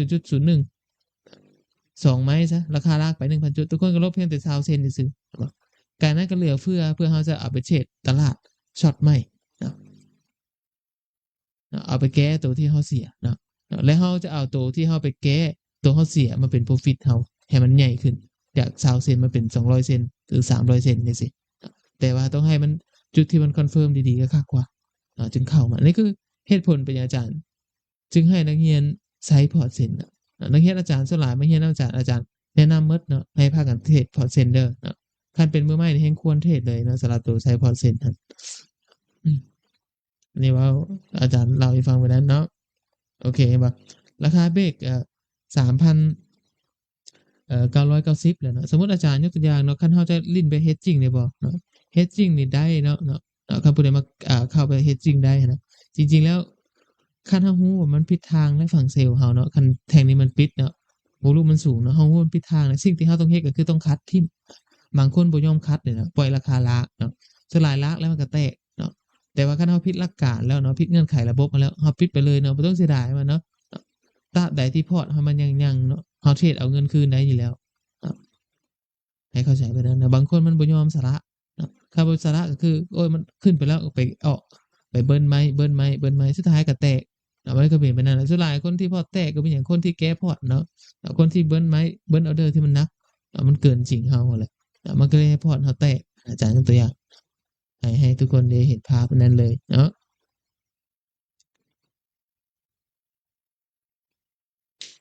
จากนั้นปล่อยมันไปเลยเนาะทุกคนเนาะถือว่าราคาดันขึ้นมาแล้วเนาะดันขึ้นมาแล้ว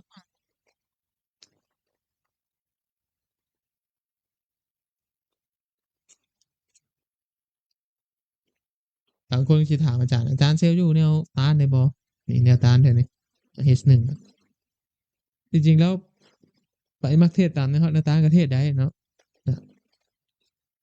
อาจารย์ถามแล้วคันเฮาเทศตามแนวต้านช่วงที่มันเป็นเทรนขาขึ้นดูมันเอาอยู่บ่แนวต้านเฮาเนาะให้ถามฉะนั้นแหละเนาะนี่คือเชียงรายเนาะนี่เห็นบ่โอเคอาจารย์ยกตัวอย่างช่วงที่มันทุบลงมาเนาะนี่ราคาเฮ็ดหยังราคาทุบลงมาแล้ว H4 เนาะตัวอย่าง H4 แล้วอาจารย์โอเคสร้างแนวต้านมาแล้วหลังจากนั้นเป็นจังได๋ส่วนแนวต้านหลุดปึ๊ดเนาะแล้วก็ไปเฮ็ดต้านใหม่อีกหลังจากนั้นผ่านต้านใหม่อีกก็ขึ้นไปต่ออีกเนาะหลังจากนั้นก็ไปสร้างแนวต้านใหม่ขึ้นมาอีกเนาะแล้วเฮาก็ราคาขึ้นมาแล้วออกอยู่แนวต้านปึ๊บราคาก็ขึ้นไปอีกนะครับมันบ่แม่นแนวมาแล้วแบบนั้นน่ะอันนี้ผิดบ่ผู้ใดเทศตามแนวทางบ่ผิดเนาะบ่ผิดเนาะแต่ว่าแนวต้านมันจะเหมาะกับเฮาใช้ตลาดไซด์เวย์มันจะเหมาะกว่านะทุกคนเนาะให้เข้าใจแบบนั้นเด้ออาจารย์ยกตัวอย่างเนาะอ้าวสัญญาณภาพอาจารย์ไปแล้วบัดนี้เดี๋ยวๆติวๆเลย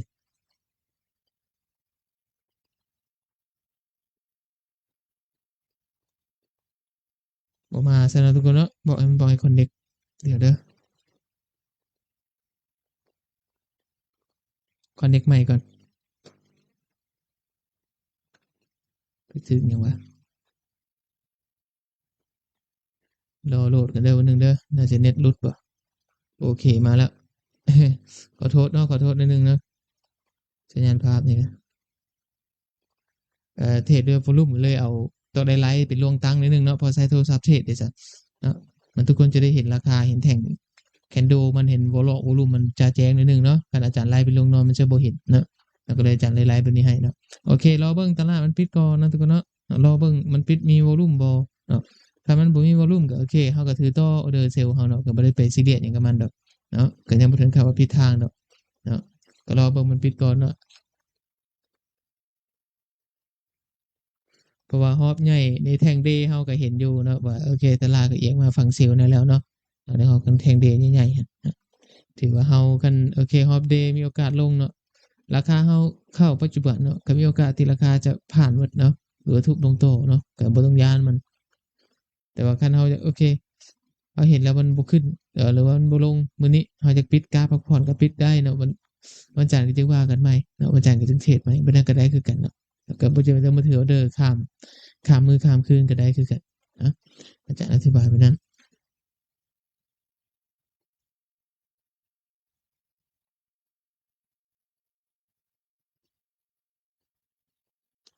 มีไผมีคำถามเพิ่มเติมเนาะถามอาจารย์ได้เลยเนาะทุกคนเนาะ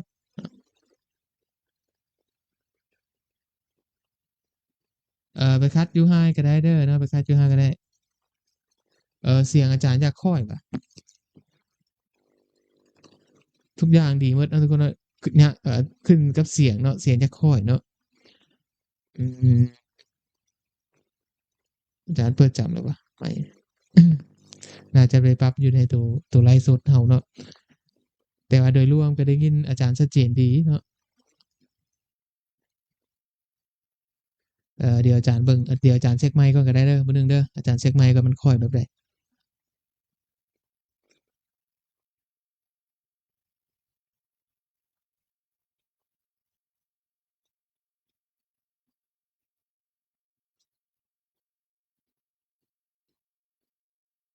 โอเคเสียงจะค่อยว่ะอืม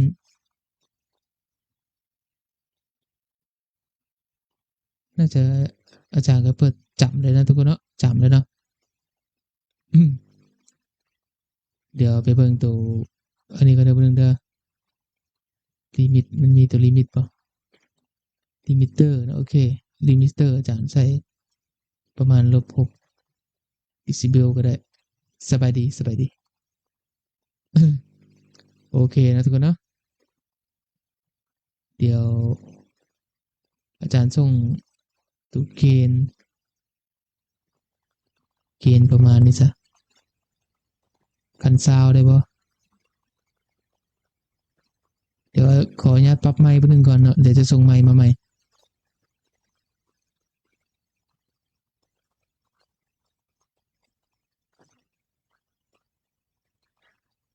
โอเคทุกคนได้ยินเสียงอาจารย์ชัดเจนบ่บัดนี้ดังขึ้นบ่รู้สึกดังขึ้นบ่หรือว่ายังคอยอยู่เนาะคอมเมนต์บอกอาจารย์แน่เนาะเสียงแตกหรือเสียงธรรมดาเนาะ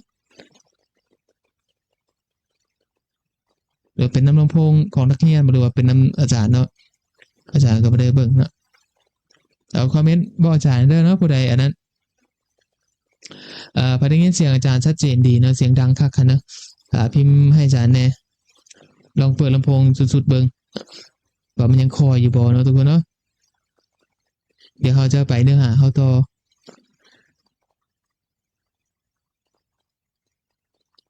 โอเคบ่เสียงอาจารย์ได้เรื่องบ่บัดนี้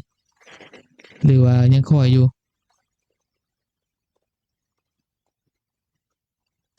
คันโอเคเราสิไปได้พิมพ์ให้อาจารย์ได้ดูนักเรียนก็ได้โดนเน็ตทางซ่าวะนักเรียนคอมเมนต์มาอาจารย์ขึ้นให้อาจารย์ได้อยู่เนาะโอเคได้เรื่องโอเคก็น่าจะผ่านอยู่เนาะมาเบิ่งกราฟหน้างานเอาก่อนบัดนึง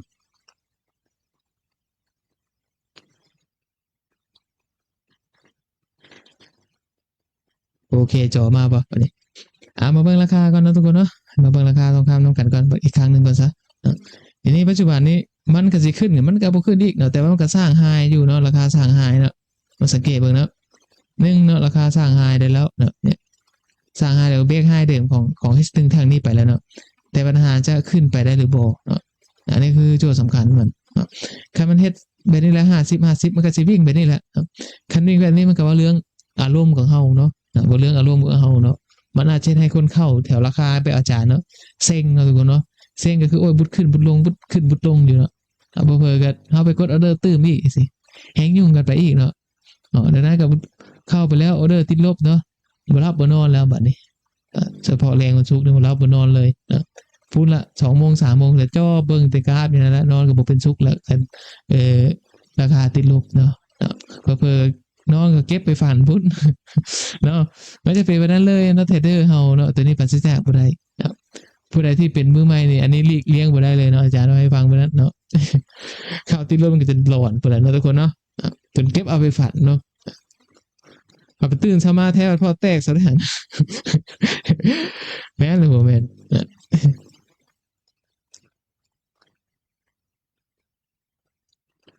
โอเคมาเบิ่งราคาก่อนมาเบิ่ง M30 นะทุกคนถือว่า M30 นี่ปิดบวกเลยเห็นบ่ปิดบวกคือว่า 80% เนาะสิเต็ม100แล้วเนาะอันเนี้ยแล้วก็ถือว่ามีวอลุ่มที่สูงพอโตเลยเนาะถือว่ามีวอลุ่มที่สูงเลย แต่ว่า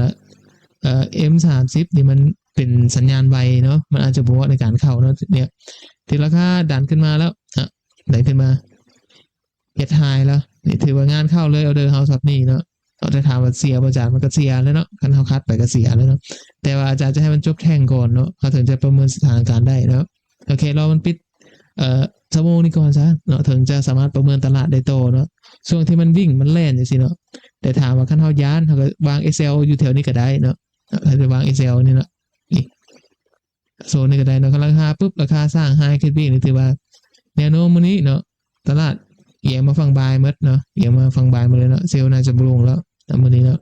มีโอกาสที่มันจะปิดบวกคือสุกก่อนนี่เนาะมันสุกก่อนที่มันเฮ็ดทันน่ะดูสิแบบนี้เห็นป่ะวันพฤหัสนี่ปิดลบอยู่นะแล้ววันศุกร์มันกลับมาปิดบวกคือเก่าตลาดอาทิตย์ก่อนนี่ลักษณะราคาปัจจุบันก็เฮ็ดพฤติกรรมคล้ายๆเดิมเลยเนาะพยายามจะขึ้นมาปิดบวกเนาะดังนั้นการถ้าเจอช็อตแบบนี้แล้วเนาะมันปิดบวกปุ๊บวอลุ่มมันสูงเนาะเฮาจะออกออเดอร์เซลล์เฮาโดยโค้ดฟังเซลล์ทีมก็ได้คือกันเนาะถ้าจบเพจ1แทงนี้เนาะแต่ถามว่าเฮาจะเทรดต่อบ่ก็บ่จำเป็นต้องเทรดก็ได้เนาะเพราะอันที่ว่า1เนาะพอฮอปที่ขึ้นมานี่นะทุกคนเนาะฮอปที่ขึ้นมามื้อนี้มันวิ่งประมาณจักจุดซะเดี๋ยวอาจารย์ลึกตัวนี้ก่อนซะเนาะเห็นบ่ฮอปที่มันขึ้นมาเนี่ยธรรมดาก็น่าจะเข้าบายมันควรบายตั้งแต่เฮช1แทงนี้เนาะราคาวิ่งมา 2,000 3,000 เราเทคโปรฟิตไปเฮาพักเลยส่งตลาดยุโรปเนาะถือว่าฟังบายทุกคนได้ช็อตนี้ถือว่าพักไปเลยเนาะเอาพักไปเลยแต่ว่าเบิ่งราคาที่มันวิ่งก่อนเนาะแต่นี่มันนี่ก็ 1,000 เนาะอันนี้ก็ 2,000 เนาะ 3,000 4,000 5,000 เนาะถือว่าราคาที่วิ่งปัจจุบันเนาะวิ่งขึ้นมาเนี่ยประมาณ 5,000 จุดแล้วเนาะ 5,800 จุดแล้วดังนั้นถ้าราคาช็อตนี้เนาะที่มาเกิดวอลุ่มฟังบายอยู่เทิงพี่เนาะปิดบวกนะแต่ถามราคามีโอกาสจะดันขึ้นอีกบ่อาจารย์เนาะคันเอาเข้านี่ให้ทุกคนเบิ่งประเมินนี่ไว้เนาะคันมันจะขึ้นฮอดอีกประมาณราคา4,010 เนาะคันวอลุ่มมันสูงพอเนาะถือว่าคันขึ้นพอนี่ก็ถือว่ามื้อนี้วิ่งประมาณ 6,000 แล้วถือว่าใกล้แม็กซิมัมของเดย์ภายในมื้อนั้นแล้วเนาะดังนั้นผู้ใดที่จะมารอบายเถิดเทิงเนาะแล้วก็บ่จำเป็นต้องมาไล่ฟอลโลว์มันแล้วถึงจะมีวอลุ่มสูงอยู่เทิงนี่ก็อย่าถือว่ามันเป็นแม็กซิมัมของมันแล้วเนาะแล้วคันแม็กซิมัมปุ๊บในราคาบ่มักวิ่งเนาะก็ถือว่าค่อยๆซึมปิดไปแล้วก็แล้วจบจังซี่นะถือว่าฮอปปิ้งมันเสถียรอยู่ในเกณฑ์นี้เนาะยกตัวอย่างทองคำเนาะประมาณ 5,000 จุดขึ้นเมื่อ 5,000 หา 6,000 แม็กซิมัมมันปัจจุบันนี้เด้อในตลาดปัจจุบันแม็กซิมัมเดย์ในการวิ่งภายในมือของตลาดทองเนาะจะประมาณนั้น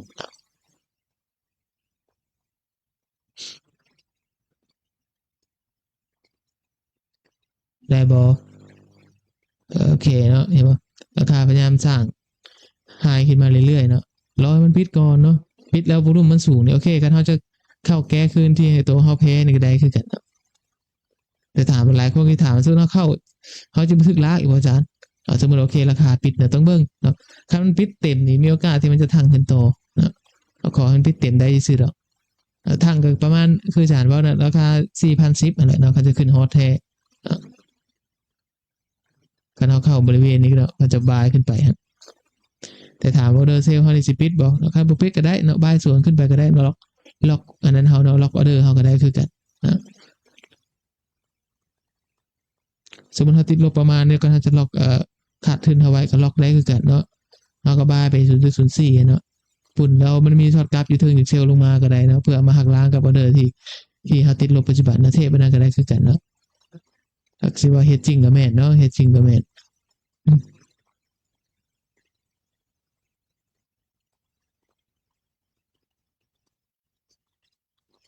โอเครอปิดนี่รอแต่มันปิดแล้วมันปิดได้บ่เนาะคันมันปิด50คือเก่าเลยซะจ้ะเนี่ยมันก็ถือว่ามื้อนี้มันก็เล่นสวิงแหละทุกคนเนาะไซด์เวย์เนาะตลาดไซด์เวย์เลยบ่มีหยังตลาดไซด์เวย์เลย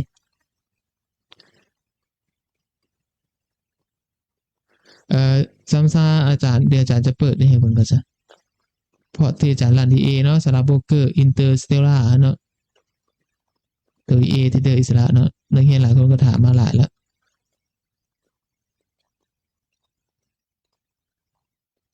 โอเคทุกคนเนาะอาจารย์เปิดมาก่อนซะนี่โอเคนี่คือสำหรับตัวโบรกเกอร์อินเตอร์สเตลล่าเฮาเนาะที่เฮาลั่นระบบกันอยู่เนาะทุกคนเห็นอยู่บ่ยกตัวอย่างเนาะ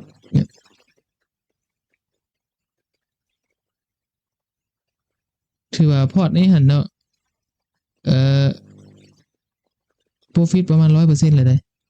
ถือว่ามีกำไร 100% นะลั่นมาประมาณ2ทิศ2ทิศได้บ่ทิศอาจารย์ลั่นมาทิศแล้วนี้เนาะทิศแล้วนี้กับทิศนี้เนาะถือว่าจบ2ทิศไปแล้วเนาะเดี๋ยวก่อนโอเคนะทุกคนเนาะอาจจะจอน้อยนึงนะก็จะเห็นอยู่ดอกอาจารย์คือว่าเนี่ยมาเบิ่ง profit ที่มันเฮ็ดได้เนาะเนี่ยประมาณ 1,000 เนาะอันนี้พอร์ตเซนเด้อเนาะ 1,000 เซนถือว่าอาจารย์ใช้งบประมาณ$10ในการลั่นเนาะหรือว่า10,000เฮาเลยเนาะอาจารย์ใช้งบประมาณนี้เนาะเฮาลั่นถือว่าเฮาได้ 100% แล้วเนาะได้มา$10แล้วอันนี้เฮาลั่นเริ่มต้นอาจารย์ยกตัวอย่างเนาะเฮาลั่นเริ่มต้นประมาณ0.1แล้วก็ profit ที่มันเฮ็ดได้ก็ประมาณ1,000เนาะ 1,000 เซนเนาะก็ถือว่าโอเคงบเฮา$10เนาะ$10เนาะสามารถให้กำไรประมาณ$10เนาะก็ถือว่าเฮาเติบโตอยู่ 100% เนาะสำหรับ EA ยกตัวอย่างอันนี้ใช้งบน้อยๆเนาะสำหรับพอร์ตเซนลั่นเด้อเนาะยกตัวอย่าง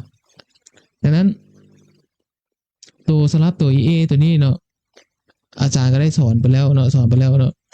ผู้ใดที่จะใช้เนาะก็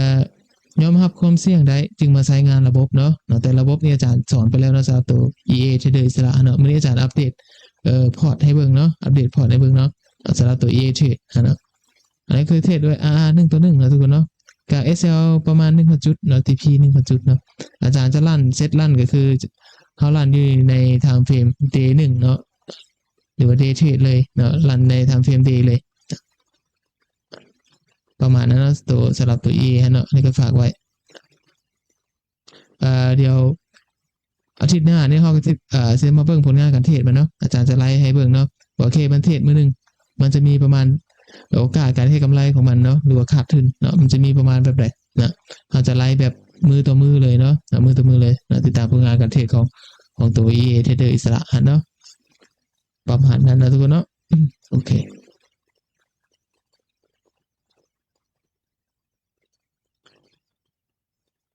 เดี๋ยวมาเบิ่งกราฟก่อนเห็นบ่ก็บุดกลับบุดมาอยู่เนาะอีก20นาทีเดี๋ยวฮู้ผลเนาะแทงนี้เนาะแทงนี้เดี๋ยวฮู้ผลเบิ่งราคามันก่อน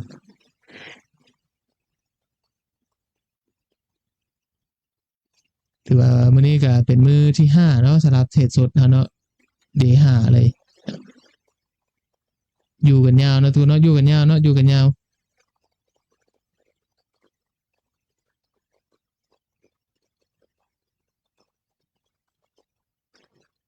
อาจารย์เบิ่งคำถามมาเด้อ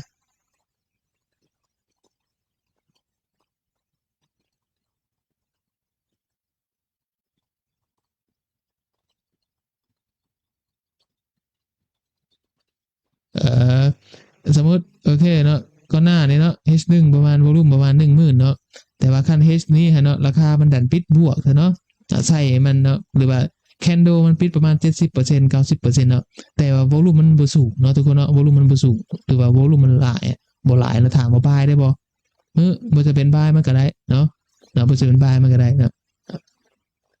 ให้เข้าใจแบบนั้นเลยเนาะคันราคาคันแคนโดแท่งนี้ปิดประมาณ70%เนาะแต่วอลุ่มมันต่ำวอลุ่มมันบ่เหนือ H1 ของหน้านี้เนาะแต่ถามว่าเขาจะซื้อขึ้นไปได้บ่บ่จำเป็นต้องซื้อก็ได้เนาะคันซื้อกับราคาวิ่งแบบซึมๆเนาะแห้งบ่หลายพอเนาะแห้งบ่หลายพอบ่ลิ่งก็ได้ฟังบายมื้อนี้เนาะคันมันปิดแบบนี้นะแต่ว่ากรณีมันปิดแบบ 70%แล้ววอลุ่มมันสูงซะเนาะวอลุ่มมันเหนือแท่งก้อนหน้านี่เนาะหรือว่าเหนือเบรกวอลุ่มพวกก้อนหน้านี่ไปนะโอเคเฮาบายได้เนาะมันจะอุ่นใจนิดนึงว่าโอเคอีก H1 ต่อหน้าเนาะราคามีโอกาสจะสูงเนาะหรือว่าแฮงมีโอกาสจะดันไปอีกประมาณ 1,000 จุดเนาะเฮาก็สามารถเก็บประมาณภายใน 1,000 จุดได้เนาะใน H1 ของตัวนั้นฮะเนาะตัวปัจจุบันนี่แหละเนาะคันมันจะขึ้นโตเนาะอันนี้ก็ต้องเบิ่งนำกันนะคือวอลุ่มนี่แหละอันนี้มันก็เริ่มเข้ามาประมาณ9,000แล้วเนาะกำลังจะไล่เลี่ยกันมาแล้วเนาะสิฮอด10,000บ่ล่ะนั่นเดี๋ยวเฮามาเบิ่งนำกันนี่แหละวอลุ่มก็คือปริมาณการซื้อขายนะทุกคนเนาะคันปริมาณมันสูงเนาะปริมาณมันสูงเนาะราคากราฟมันจะไปได้ไกลเนาะมันจะไปได้ไกลเนาะมันจะต่างจากโอเคคือกราฟขึ้นมาแบบนี้เนาะนี่เห็นไหมอาจารย์ตัวอย่างขึ้นไปนี่เนาะเวลากราฟขึ้นมามีแต่ 8,000 เนาะแต่ว่าแคนโดมันไปบักไกลๆเองสิและแท่งต่อไปมันไปสุดบ่บ่สุดไปก็ประมาณได้อยู่ 1,000 เนาะหลังจากนั้นมันกลับมาเฮ็ดไส้เห็นบ่มันบ่ได้ปิดเหนือแบบนี้เนาะก็ถือว่าแฮงมันบ่หลายพอเนาะแฮงมันบ่หลายพอดังนั้นช็อตนี้หันคำติดเต็มแล้วเนาะแฮงมันมาหลายเนี่ยโอเคเฮา follow ขึ้นไปเลยก็ได้เนาะเฮาสามารถ follow เลยก็ได้เนาะจากตัวอย่างเนาะ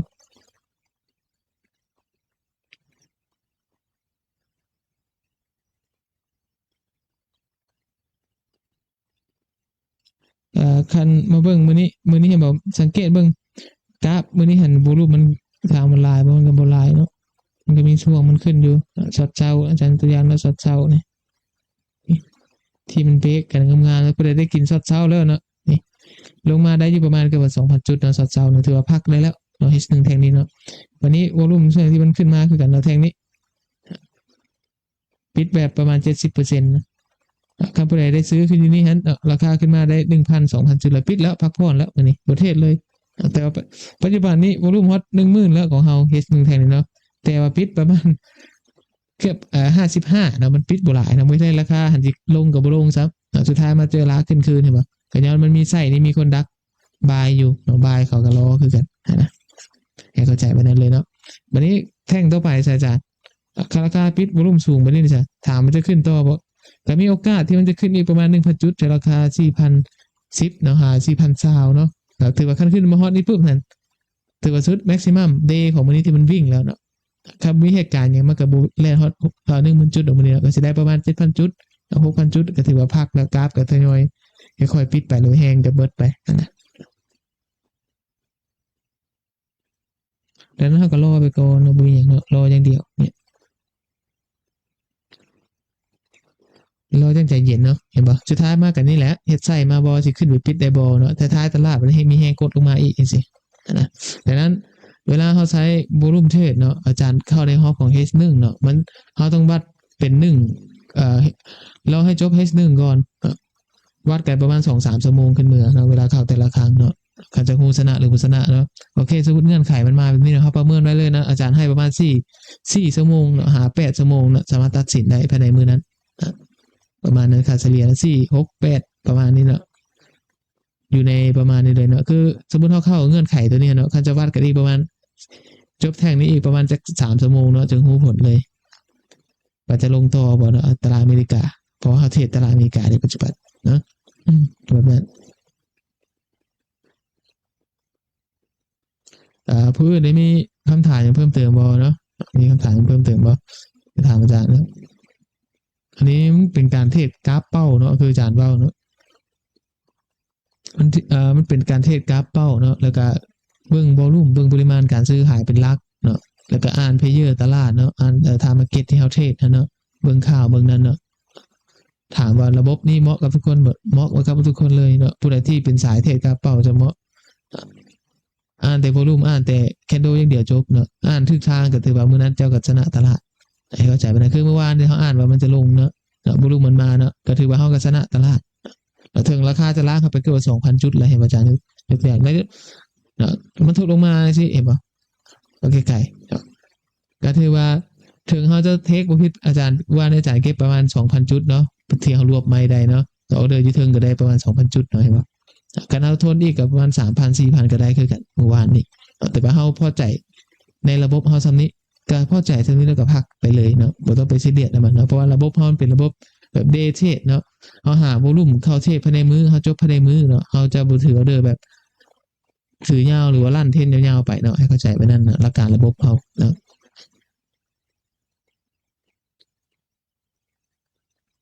เห็นบัดนี้คันมันปิดบัดนี้อาจารย์สิบ่ได้แล้วบัดนี้เอ้าคันปิดบัดนี้ประมาณจักเปอร์เซ็นต์เนาะเดี๋ยววัดกันเบิ่งเนาะมาวัดกันเบิ่ง H1 แทงนี้เนาะอีกประมาณ10 นาทีเดี๋ยวฮู้เนาะทุกคนเดี๋ยวอาจารย์จะตีให้เบิ่งอีกบัดนึงซะเนาะ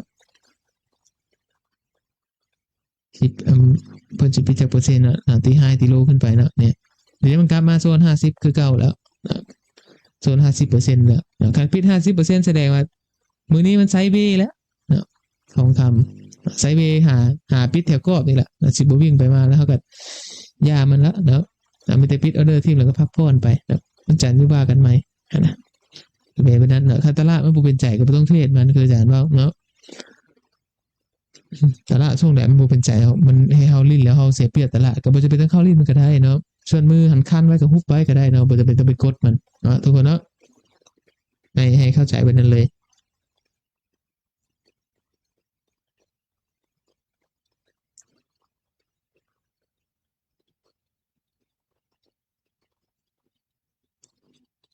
มีไผเซลล์มีไผบายเนี่ยกลับลงมาคือเก่าอีกแล้วเห็นบ่มันยัง50 อยู่บ่ทันบ่ว่ามันขึ้นไปมันสิจบเกมแล้วบ่แม่นได้เนาะให้มันจบชั่วโมงก่อนเฮาจึงเข้าเนาะให้มันจบชั่วโมงถึงจะสามารถตัดสินกันได้เนาะฝั่งบายกับฝั่งเซลล์เฮาไผสิเหนือกว่าไผมื้อนี้บางคนมันขึ้นไปบัดนี้ตื่นมาแล้วเนาะตื่นแล้วก็เจอแล้วตื่นแล้วก็ไปปิดจังซี่นะหรือว่าโอเคมันขึ้นไปแล้วบายก่อนซะแล้วสุดท้ายมาถึกฮุบลงแบบนี้แหละเนาะให้เข้าใจไว้นั้นในตลาดความเสี่ยงความผันผวนของมันเนาะ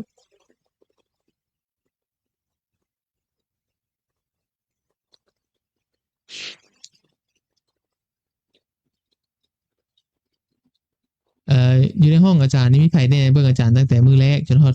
มื้อนี้เนาะเบิ่งเข้าไลฟ์ตลอดเด้อพิมพ์มาให้อาจารย์แน่ทุกคนก็มีบ่หรือว่าบางคนก็หาเข้ามาผู้ใดที่เบิ่งอาจารย์สอนตั้งแต่มื้อวันเสาร์เนาะวันเสาร์วันอาทิตย์วันจันทร์วันอังคารพุธพฤหัสศุกร์เนาะถือว่า7มื้อเนาะมีไผแน่ที่เบิ่งอาจารย์จนตั้งแต่แรกเริ่มเนาะจนจบเนาะผู้ใดที่เบิ่งเนี่ยก็ถือว่าชมเชยนำเขาเนาะถือว่ามีความตั้งใจเนาะอาจารย์คิดว่าเนาะมีความตั้งใจ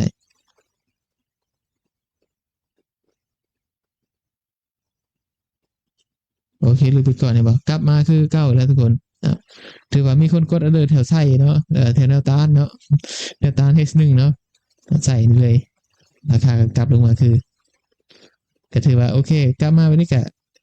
เซลล์เขาก็มันก็เข้าทางบ่จ่าเนาะมันก็เข้าแล้วเนาะมันก็รอเพิ่นปิดเท่านั้นแหละเนาะเราราคาปิดลบก่อนเนาะการปิดลบแล้วก็โอเคเป้าเฮา3,970มื้อนี้ก็น่าจะได้เห็นแล้วอยู่ลุ่มเนาะ TP นี่1,000 จุดเฮามื้อนี้เนาะสำหรับฝั่งเซลล์2ไม้เฮาเนาะสิได้หรือบ่เนาะลุ้นนำกันนะทุกคนเนาะเทรดน้อยแต่ว่าเทรดมันมีประสิทธิภาพก็ได้เนาะบ่จำเป็นต้องเทรดหลายดอก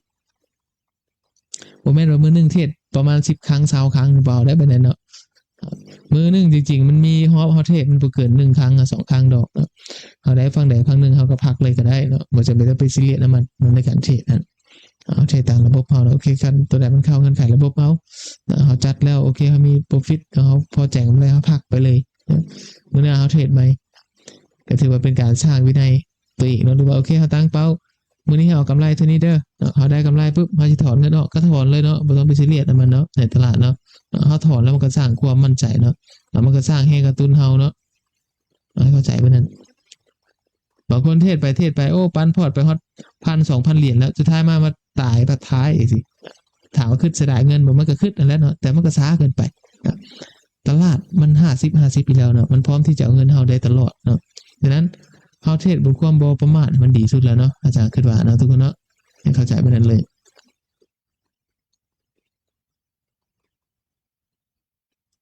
สัญญาณเน็ตอาจารย์บ่ดีบ่หรือจังได๋บ่จะชอบหาคอมเมนต์ก็บ่เห็นเนาะน่าจะเป็นนำเน็ตอาจารย์ได้ก่อนโอเคบ่เป็นหยังเนาะทุกคนเนาะบ่เป็นหยังมันอาจจะรีเลย์นิดนึงก็บ่เป็นเนาะอาจารย์เบิ่งกำลังเบิ่งยอดนักเรียนเบิ่งเอาแล้วโอเคบัดนี้คันปิดบัดนี้สิอาจารย์ปิดไส้ไปนี่ดิมันสิลงต่อบ่นี่สิถามอาจารย์อีกแล้วบัดนี้ เกมมันเปลี่ยนไปเลยแล้วกลับขึ้นมาคืนนี้แล้วทุกคนเนาะเห็นปะ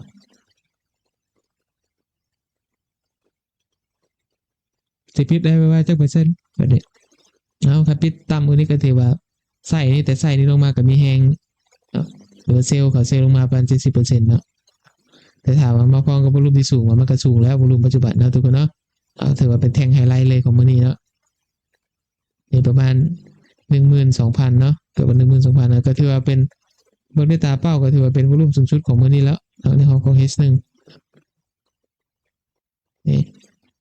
เบิ่งก่อนโอเคเนาะก็ถือว่าเป็นวอลุ่มสูงสุดนะปัจจุบันนี้เนาะดังนั้นถ้าราคาปิดลบแจ่มๆให้เฮาเนาะก็มีโอกาสที่เฮาจะสามารถไปที่พีแถวราคา 3,970 ได้เนาะในกรอบ 1,000 จุดนั้นของมื้อนี้เนาะที่เฮาเข้ากันนั่นแหละเนาะคาดว่าโอเคเฮาที่พีอยู่นั้นเฮาพักเลยบ่อาจารย์มันก็พักเลยก็ได้เนาะพักเลยก็ได้นะแต่ว่าช็อตนี้มันจะมีโอกาสหรือบ่เนาะรอลุ้นนำกันเนาะเราจะได้หรือบ่ได้เนาะขึ้นกับแท่งนี้มันปิดนะเนาะH1 มันปิดนะเนาะถึงจะเบิ่งสถานการณ์ได้เนาะประเมินสถานการณ์ได้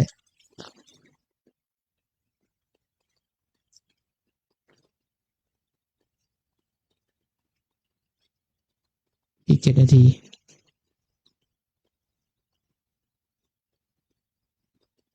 ใครที่เบิ่งอาจารย์บ่ทันก็มีแต่เบิ่งย้อนหลังเอาเนาะทุกคนเนาะให้ทุกคนเบิ่งย้อนหลังเอาแหละแล้วก็ดีคือกันเนาะ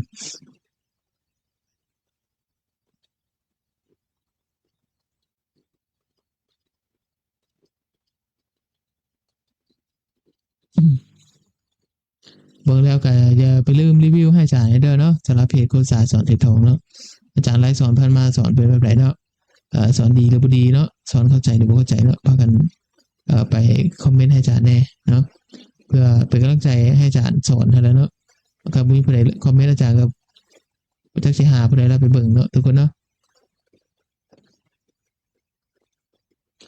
โอเคเบิ่งทุกมือเนาะใส่เนาะใส่หางเบิ่งทุกมือเนาะสมเสยใช่ไหมถือว่าเข้าใจบทเรียนหลายเติบแล้วกันเบิ่งทุกมือได้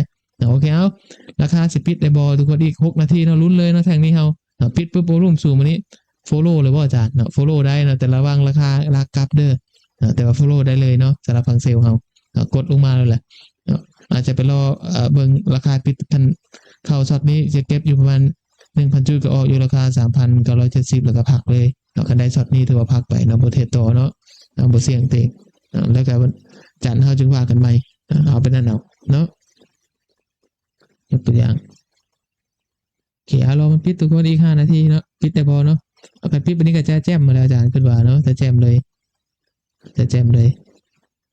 แต่ถามว่ามันก็มีโอกาสบ่ที่มันจะละเขาขึ้นไปมันก็มีตลอดเนาะตลาดเนาะแต่ว่าปัจจุบันมันเข้าเงื่อนไขเฮาเนาะเฮาก็ต้องเซลล์ไปก่อนแต่ก็ต้องเผื่อเวลาตลาดละแน่ว่ามันจะลากเฮาได้บ่ 2,000 จุดขึ้นเหนือจังซี่แต่ส่วนนี้คันเฮาเข้าเลยได้บ่อันนี้มันปิดคันเบิ่งด้วยตาเปล่ามันสิปิดประมาณเกือบว่า 80% แล้วเนาะคันมาฮอดตัวโลมันอยู่นี่ก็ถือว่าเต็มแม็กแล้วเนาะทุกคนเนาะหรือว่าคันปิดเต็มแม็กวันนี้มันมาพร้อมกับวอลุ่มที่สูงพอจังซี่เนาะถามว่ามันก็ผสมโฮงกับตัวที่มันทุกลงมาก็หน้านี่บ่อาจารย์เนาะมันก็ผสมโฮงกับ H1 แท่งนี้ช่วงตลาดเช้าหั่นแล้วมีช็อตใดอีกนะถือว่า2 H นี้ผสมโฮงกันเฉพาะมื้อนี้ก็ถือว่าเอาอยู่แล้วสำหรับฝั่งเซลล์ของเรามีโอกาสที่ตลาดมื้อนี้จะกลับมาปิดลบอีกเนาะทุกคนเนาะเข้าใจบ่นั้นเนาะมาเรารู้นำกันเดี๋ยวนี้เฮาออเดอร์เฮากลับมาบวกได้บัดนี้ได้ออเดอร์เฮากลับมาบวกแล้วเนาะก็บ่ซีเรียสหยังทั้งนั้นเนาะอีกเด้หลุดลงมาแล้วเนี่ยถือว่าเบรกลงมาแล้วเนาะบัดนี้คันหน้าทรงนี้อาจารย์เบิ่งพี่เลยได้ 3,960ได้นี่ยับ Excel ก็ได้ยับ TP ก็ได้เนาะเอา 2,000 จุดซะกันสิปานนั้นแหละกันเนาะอาจารย์จะเลยว่าเอาอาจารย์ฮอดนั้นคือบ่ปิดเอาซะนะสิว่าความโลภของคนในสิเนาะจังสิว่าโอเค 3,960 เบิ่งโอเคเนาะเนี่ย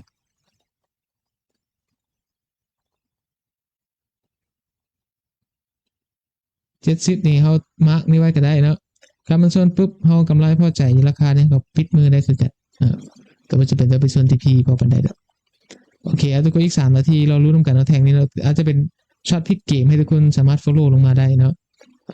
การราคามันทุบโต้นี่มันเผลอมันสิฮอดพี่เลยได้นี่ วอลุ่มสูงไปนี่เบิ่งไว้ราคา 3,950เป็นอาจารย์เบิ่งไว้นี่แต่ว่าอาจจะส่วน 3,960 นี่เด้งก่อนพร้อมจะเคลียร์พวกที่เขา follow buy ขึ้นมาแถวนี้แหละโซนนี้เนาะเป้าหมายมีโอกาสที่กลับมาโซนนี้แหละมาปิดนี่ปิดไปนี้เลยเนาะอีก2 นาทีน่าจะได้ปิดเต็มใส่คือเมื่อวานนี้อีกแล้วเนาะบัดนี้ก็วัดใจแล้วว่าเราจะกาเซลฟอลโล่ลงมาบ่หรือว่าเราจะรอให้ราคารีบาวขึ้นมาก่อนแล้วค่อยกดมันก็มี2จังหวะเท่านั้นเนาะแต่ว่าไม่แรกเฮาได้เทสเบาๆก่อนเนาะเพื่อไม่2ไม่3คันราคามันละหรือมันบ่ลงต่อจังซี่เนาะให้เข้าใจแบบนั้นเนาะอีก2 นาทีทุกคนรู้นำกันเลย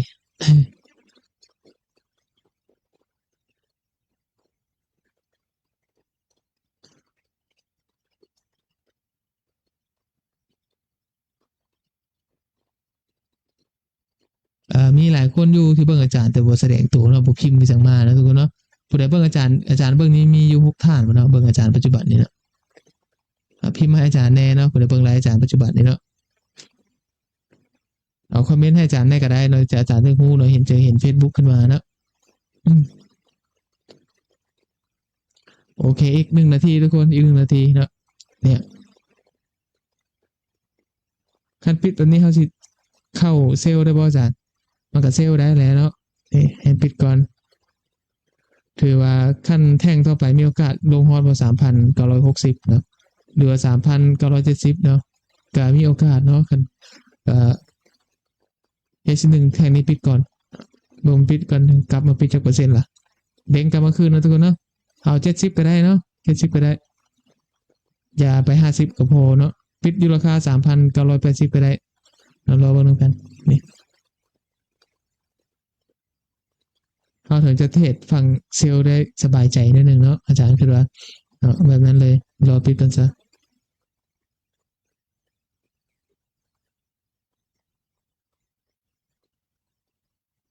โอเคได้บ่โอเคปิดได้แล้วนะทุกคนนะปิดได้แล้วเซลล์ต่อเลยก็ได้ไม้หนึ่งอันนี้เป็นการ follow เซลล์เลยได้แบบนี้แต่ถามว่าราคาจะเด้งกลับบ่ถือว่าปิดพร้อมกับประมาณ70%เนาะ70%ได้เนาะถือว่าเบิ่งด้วยตาเปล่าประมาณ70%อาจารย์เฉลี่ยประมาณนี้เนาะอัน70%วันนี้ก็มีโอกาสที่เราจะไปเจอกันราคา 3,970 ด้านแรกเนาะด้านแรกเลยวอลุ่มก็สูงอีกสิเนาะถือว่าเป็นการเป็นวอลุ่มสูงสุดของวันนี้เลยนะทุกคนสมาร์ทเบรกฮอป1ที่ขึ้นมาเนาะ H1 ที่ขึ้นมาให้ว่าลงมาแล้วเอาก็ถือว่าเข้าตามระบบเฮาเนาะลงมาแล้ว TP เฮา 3,970 เอาบ่หรือบ่เอานี่ขึ้นอยู่กับเฮาเลยเนาะคันเอาแล้วเฮาปิดฮอตนี้เฮาปิดแล้วก็นอนเลยได้นี่แล้วกันพอใจกำไรแล้วอาจารย์ตัวอย่างเด้อบ่ได้มันสิบ่ลากเฮากลับบ่ก็ให้มันลากลงมานะตัวเนาะให้มันลากลงมาโอเคเขามีอยู่3ใบเนาะการราคามาฮอด 3,970 เป็นเฮาบ่เทรดต่อเฮาปิดไปเลยเนาะปิดกราฟนอนพักผ่อนเนาะถือว่าเด้งลงมาในนึงเนาะเด้งประมาณ500จุดเนาะเขาบ่ได้เข้าเก็บ500จุดก็พักได้คือกันยกตัวอย่างมาแล้วอาจารย์ทรงนี้อาจารย์เบิ่ง 3,960 พุ่นละถือไปต่อเลยเนาะอันนี้คือมันมีออเดอร์นึงเฮาออเดอร์ตามน้ำก็ถือได้ฟุกมาเนาะออเดอร์นี่เนาะออเดอร์ตามน้ำเฮา0.02อีกใบนึงเนาะนี่ถ้าเราเก็บ500จุดนี่เฮาก็พักชนะไปแล้วระยะเวลาสั้นๆจังซี่เนาะโอเคมาบ่ด้านแรกอาจารย์คาดไว้เนาะ 3,970นะทุกคนเนาะแต่ว่าเฮาก็บ่ได้เอายับExcel เฮาอัพ TP เฮาไปบนอื่นละแต่ว่าเบิ่งมันฮอตบ่เนาะถ้ามันฮอตนี่ก็เฮาพอใจกำไรเฮาปิดไปเลยก็ปิดกันปิดแล้วบ่เทศได้มื้อนี้เนาะปิดแล้วเฮาพักกราฟนอนเลยจะให้อาจารย์ถือต่อบ่เนาะหรือว่าเฮาจะปิดเนาะดูนำกันเนาะเฮาจะได้ปิดบ่ราคา 3,970 เอาไปนี่แหละเนาะบ่ต้องหวังหลายแล้วในตลาดแล้วก็แม่นอยู่แต่ว่าอยากกำไรหลายนะให้เทรดได้ประมาณ 1,000 จุดขึ้นเมื่อก็ถือว่าเก่งแล้วในตลาดเนาะเก็บโปรฟิตไป 1,000 จุดเนาะออก 0.01 เฮาเก็บ 1,000 จุดเฮาก็ได้ประมาณ$10นะจังซี่เฮาเก็บตามระบบเฮาเนาะเพราะระบบเฮามันเป็นเดย์เทรดเด้การเฮาบ่เก็บมันก็จะวิ่งไปมาแบบนี้แหละมันก็ได้เฮาหั่นบ่แม่นเทรดตามระบบเฮาแล้วเนาะระบบเฮาโอเคมันฮอตโซนนี่เฮาต้อง เก็บต้องเอาเนาะเขาประเมินไว้แล้วเนาะเขาก็ต้องได้พักได้ยอมมอกเนาะให้เข้าใจไปนั้นเนาะบางคนมันขึ้นจะโอ้เข้าบางงานแล้วมันมาให้ก็บ่ถือต่ออีกวะสิเนาะในตลาดมันบ่แม่อย่างแน่นอนนะทุกคนเนาะเอาเทศตามระบบเทศตามเงื่อนไขเฮาเงื่อนไขมันได้มันเป๊ะแล้วเอาเข้าเฮาปิดพอสำนี้เนาะบ่ต้องไปคิดอย่างไรเนาะ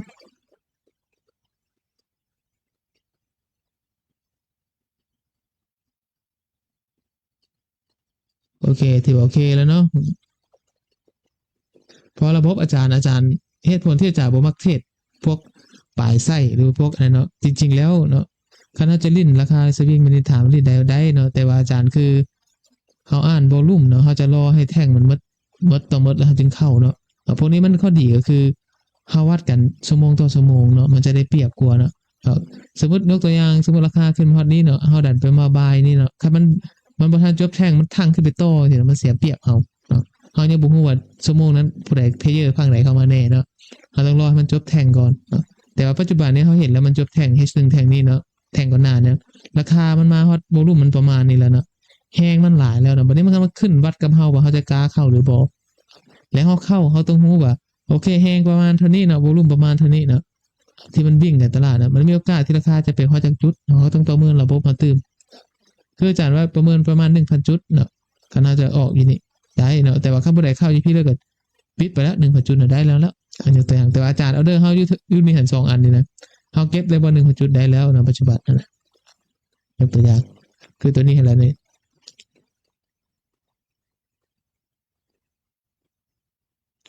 โอเครู้นำกันก่อนรู้นำกันก่อน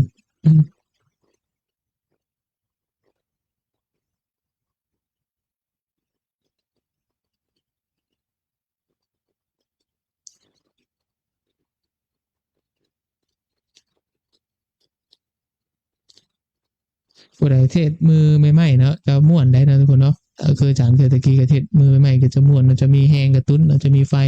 ในการเบิ่งกราฟเบิ่งนั้นเนาะแต่พอโดนๆไปเนาะโดนๆไปเนาะโดนๆไปแล้วก็หมดเนาะไฟเริ่มหมดเนาะเงินก็เริ่มหมดอีกเนาะอันนี้ก็ขอระวังไว้เนาะเราขอระวังไว้นะเวลาเทรดมือมันกับมือเนาะเขาต้องได้มานั่งเฝ้ากราฟนั่งวิเคราะห์กราฟเนาะก็จะได้เบิ่งกราฟตลอดเนาะมันก็ถือว่าเจ้าต้องมีเวลาให้กราฟอะไรไปเนาะมีเวลาวิเคราะห์มันมีเวลาติดตามมันเนาะในการเทรดมือเนาะแต่ว่าส่วนหลายคันเขาเป็นมือใหม่เนาะเวลาเขาเทรดมือเทรดกราฟเป้าเนาะเวลาเขาจะชนะตลาดหรือว่าอย่างก็แล้วแต่เนาะมันก็ค่อนข้างจะใช้เวลาเนาะคือเขาจะเทรดแบบเข้าใจแบบให้มันให้กำไรสม่ำเสมอนะมันก็ถือว่าโดนว่ามันก็รักประมาณ2-3 ปีขึ้นเมื่อพอแล้วเนาะคันเขาจะนิ่งพอเนาะคันนิ่งพอแบบเข้าออเดอร์แล้วบ่ตื่นออเดอร์บ่ตื่นกราฟอย่างเนาะอันนี้ก็ถือว่าเป็นอีกหนึ่งข้อเสียในการเทรดเนาะสำหรับตัวเทรดมือนั้นแต่ว่าคันเขาเข้าใจบทเรียนเขาก็เทรดได้เนาะเขารอได้เขาก็เทรดได้เนาะบ่มีผิดเนาะเขารอเข้าเงินไขเขาก็กดเนาะถือว่าให้บ่นี่ราคามาฮอดนี่แล้วนี่3,970เลยถือว่าเป๊ะเนาะตั้งแต่เขาเอานั้นเขาออกซื่อเนาะ TP เขาออกซื่อเนาะถือว่ามันลงมาฮอดแล้วเนาะเอาคันเขาโค้ด profit ไปเนาะเขาโค้ดปิดพวกนี้ไปเขาก็บ่ได้เทรดเลยมื้อนี้เนาะเขาก็ถือว่าจบพักผ่อนไปอาจจะบ่เทรดต่อแต่อาจารย์ก็จะลุ้นก่อนเนาะทุกคนเนาะลุ้นก่อนเนาะเขาให้มันเป็นบทเรียนก่อนซะเนาะอาจจะเบิ่งมันฮอตบ่3,960เนาะ TP แท้ๆเฮาเนาะรีบถึงไปละก็รอเบิ่งจะมีโอกาสลงมาฮอตบ่หรือว่ามันจะสวิงขึ้นมาคืนเนาะทุกคนเนาะ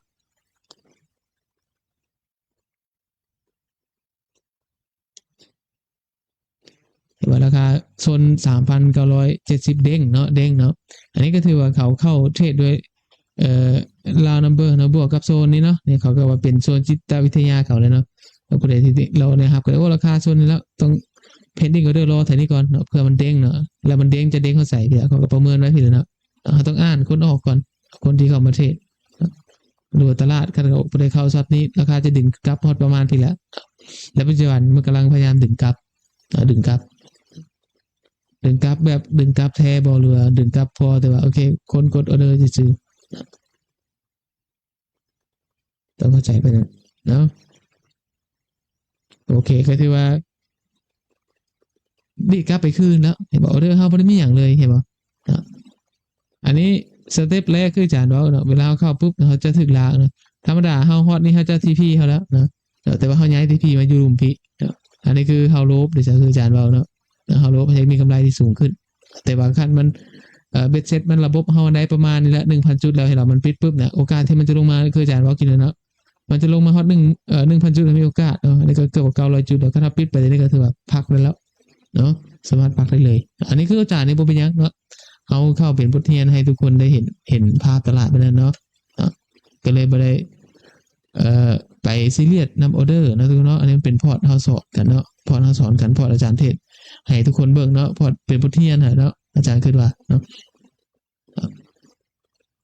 อย่างน้อยเฮาเวลาเฮาเรียนเนาะเฮาก็ได้บทเรียนไปเนาะมันสิดีกว่าเนาะจะเป็นไปนั้น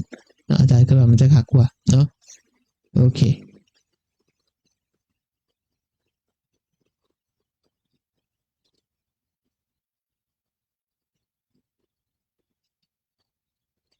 รอเบิ่งสวิงไปเนาะสวิงไปได้ไกลว่านะทุกคนเนาะคันสวิงกลับมาบ่อนเดิมนี่ก็ถือว่าบ่ลงเลยได้มื้อนี้เนาะพักแล้วมื้อนี้แล้วก็กลับมาราคาเก่าแบบนี้ได้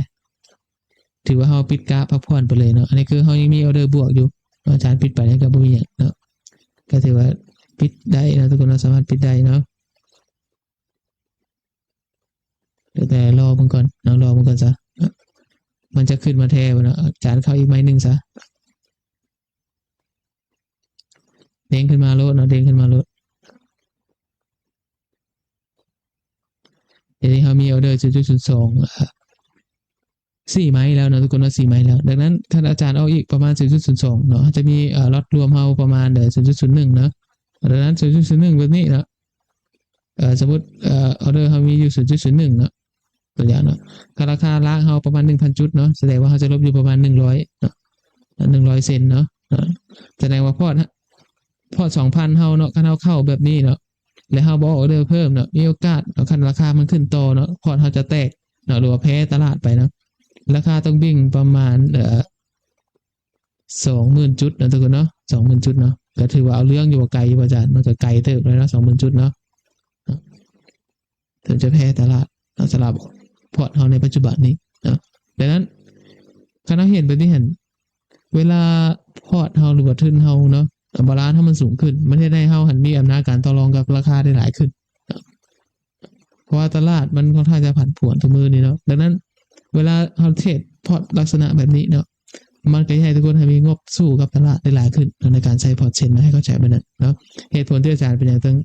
ให้นักเรียนใช้พอร์ตเชนเนาะอยากให้เข้าใจบทเรียนแบบนั้นเลยเนาะโอเคเลยให้บอกราคาลากกลับอันนี้นะทุกคนเนาะกลับมาโซนเดิมแล้วเนาะโซนสวิงกลับแล้วแต่ถามว่าเขาเข้าได้บ่อาจารย์เดี๋ยวขึ้นมาสร้างไฮบ่ได้เนาะเขาก็เข้าได้แหละเนาะเข้าได้เนาะแต่ว่าเบิ่งแล้วระวังมันลากมันสิลากพอใส่มันสิลากเฮาพี่บ่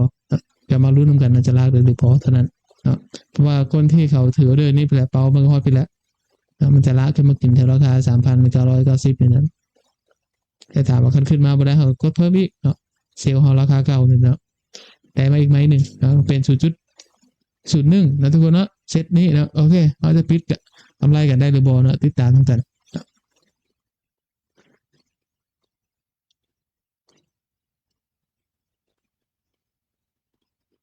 คันแบบนี้เขาก็ยับทีพีเขาขึ้นมาอีกก็ได้เนาะโอเคเขาจะปิดทีพี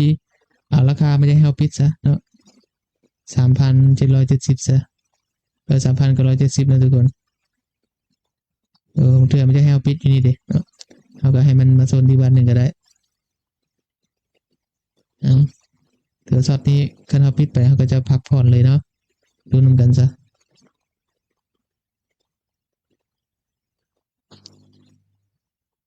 มาทีพีเขาก่อนจะจบไลน์เนาะได้บ่ราคาที่มันชนเมื่อกี้นี่แหละ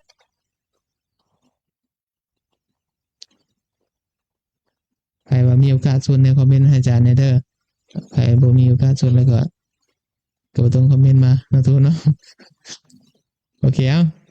ราคา 3,970 เฮาจะฮอดบ่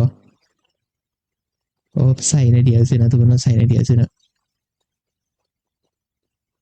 มาลุ้นต่อเลยเนาะก่อนจบไลฟ์กันคันบ่ลงในอาจารย์บ่ลงเฮาก็ติดลบอะไรเนาะบ่ลงเลยกันเนาะถามว่าผิดบ่เฮาก็บ่ได้ผิดดอกเนาะคืออาจารย์ว่าเนาะ ระบบเฮามันเข้าเงื่อนไขแล้วเนาะนี่คันทุกคนกดเซลล์ปุ๊บราคาลงมาประมาณ900 800นะทุกคนพอใจสามารถเก็บได้เลยบ่คันเราใช้วินเรทที่มันต่ำอะเนาะแม่นทีพีที่มันต่ำนะเฮาจะได้วินเรทที่ไวเนาะวินเรทที่สูงขึ้นเนาะถือว่าเฮาตามทีพีแล้วป่านนี้เนาะก็เก็บ500จุดยกตัวอย่างเห็นบ่ถือว่าเฮาชนะไปรอบนี้เนาะบ่มีผิดเนาะเนี่ยอาจารย์ยกตัวอย่างให้เห็นภาพนั่นเลยเนาะในระบบเฮาก็คือวอลุ่มมันมาแล้วเนาะเงื่อนไขมันก็ต้องแบบนั้นล่ะเราเข้าเทรดตามนั้นเลย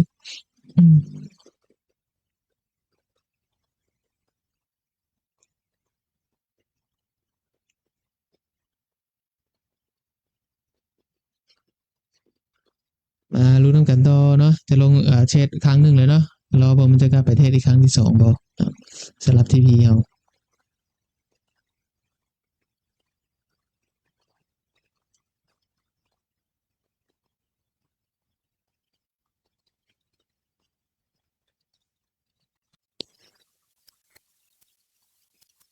โอเคครับบ่ไปบ่มาได้กันบ่ทีพีได้เฮาบ่แล้วติดลบไปแล้วเนี่ยรู้นำกันก่อนใส่ที่สวิงกันมาแฮงซื้อจะหลายสันใดเนาะเดี๋ยวนี้ห่างกันประมาณ13นาทีนะทุกคนเนาะเดี๋ยวอาจารย์จะไลฟ์ฮอต10 โมงเลยก็ได้พักผ่อนเลยเนาะทุกคนคิดนี่อาจารย์นอนดึกขนาดเก็บมาไลฟ์สอนนักเรียนเนี่ยถือว่านอนดึกเลยนะทุกคนเนาะแต่ว่าเป็นอย่างเนาะก็เพื่อแบ่งปันประสบการณ์ให้ทุกคนเนาะผู้ใดที่สนใจจะเข้ามาเทรดเนาะก็ได้เบิ่งโค้ดทรายเทรดเดอร์อิสระสอนแล้วก็ถือน่าจะมีบทเรียนหลายขึ้นเนาะถึงจะบทเรียนอาจจะดีบ่ดีก็สุดแล้วแต่ทุกคนจะพิจารณาเนาะแต่อาจารย์ก็แบ่งปันประสบการณ์10 ปีที่มีอยู่ในตลาดให้ได้ชั้นนี้แล้วเนาะสำหรับประสบการณ์อาจารย์อีกเนาะที่เทรดForex มา10 ปีแล้วสำหรับตัวเทรดมือก็สิมีประมาณนี้เนาะหลักการเทรดมือโดยวอลุ่มเฮาเนาะผู้ใดที่เบิ่งบ่ทันก็เบิ่งย้ำเก่าเนาะคลิปที่อาจารย์ไลฟ์ผ่านมาแหละเนาะในส่วนตัวต่อไปทิศหน้านี่เขาจะใช้เครื่องมือเทรดเนาะเขาจะใช้ตัวเทมเทรดเข้าเนาะอาจารย์จะใช้ในM5 เนาะเขาจะหาช็อตเทรดมือต่อมือเนาะใช้ในทางเฟรมประมาณ F5 เนาะให้ทุกคนสามารถหาช็อตเข้าลิ้นภายในมือได้เนาะเก็บประมาณ5จุด7จุด8จุดประมาณนี้เนาะแต่มือลิ้นมือหนึ่งประมาณจะ1 หา 2 รอบนี่แหละเนาะประมาณนั้นเลยเนาะในการเข้าเทรดแต่ละช็อตนะอันนี้ก็ฝากไว้เลยเนาะฝากไว้เนาะโอเคตอนนี้ออเดอร์เขาก็ยังบวกอยู่เลยทุกคนเนาะเห็นปะแต่พวกนั้นได้เสียหายอย่างทั้งนั้น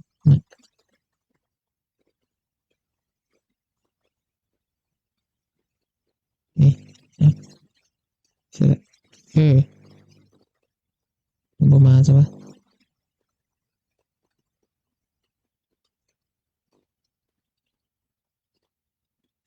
แบบนี้จะมันจะเห็นนั่นนี่ใช่ปะออเดอร์เขายังบวกอยู่ถือว่าขั้นเท่าโปรเทศช็อตนี้อาจารย์จะปิดพักนี่พักเลยก็ได้เลยถือว่าบริเสียหายอย่างเนาะแล้วกันโปรเทศโตจะเทศต่อต้องได้ถือต่อแล้วถือไปเรื่อยๆเลยเนาะถือไปเรื่อยๆเลยจนว่าทีพีเข้าไปแล้วทีพีหนึ่งมาจุดเนาะเขาปรับใหม่มาเนาะเพราะว่ามื้อนี้หันมันบ่มีข่าวที่แฮงพอปานใดนะและลักษณะตลาดมันสุกเนาะมันจะเป็นแบบนี้คืออาจารย์ว่านะมันค่อยๆวิ่งเนาะทุกคนเนาะมันค่อยๆวิ่งเนาะตลาดมันสุกมันอาจจะบ่อยากอู้ฟู่ปานใดเนาะถ้าบ่เชื่อเฮาก็ลองไปเบิ่งพวกตลาดมันสุกย้อนหลังดูสิคือตัวนี้มีตัวอย่างอยู่บ่คือตลาดมันสุกนี่อันนี้ลองนับไปอีกเบิ่งเนาะ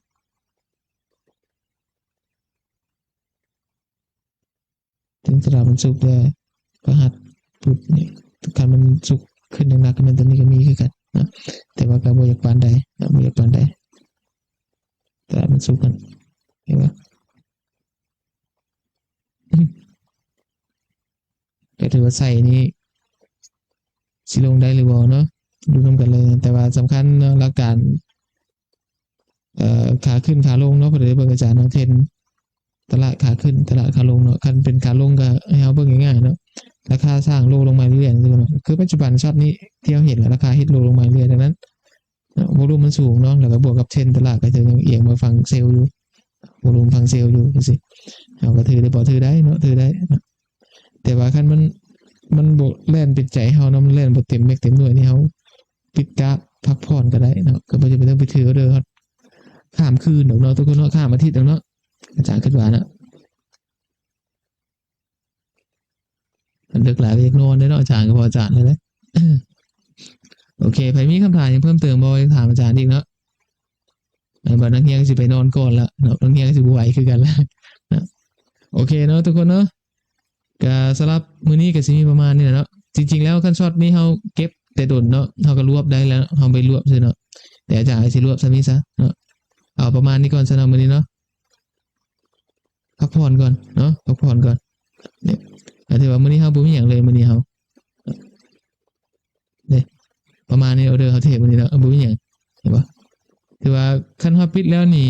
บ่เทศได้มื้อนี้เนาะแต่ว่าคันผู้ใดเข้าช็อตนี้ประมาณ700จุด800จุดก็ถือว่าพักได้แบบงามๆเลยเนาะแต่ว่าช็อตที่มันลงมามันเฮาบ่ได้รวบมันเนาะมันก็เลยลงบ่สุดเนาะสุดท้ายลงบ่สุดไปจังได๋สิทางจนมาคืนนี้ละ เนาะโอเคถือว่าวันศุกร์ค่อนข้างจะไซด์เวย์เนาะเพราะว่ามันมาตั้งแต่ทีแรกคืออาจารย์ว่าเนาะ50-50แล้วก็มาเจอนี่คือกัน แต่ว่ามันก็มีคนรอซ้อนแต่โซนนี้อยู่ถือว่ามื้อนี้ตลาดค่อนข้างจะวิ่งไซด์เวย์เนาะมีขึ้นลง3รอบเนาะยกตัวอย่างเนาะเดี๋ยวอาจารย์ปิดนี่ก่อนก็ได้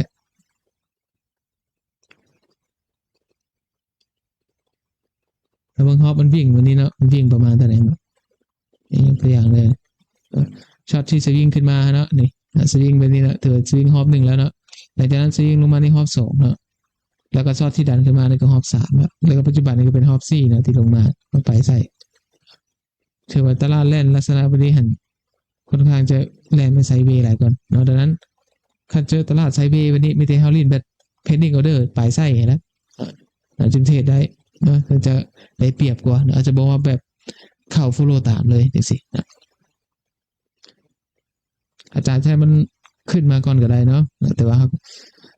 สำหรับวันนี้มันก็จะมีประมาณนี้แหละเนาะเนาะมันสุกแล้วเนาะบ่จะเข้าออเดอร์ค้างเนาะแล้ววันจันทร์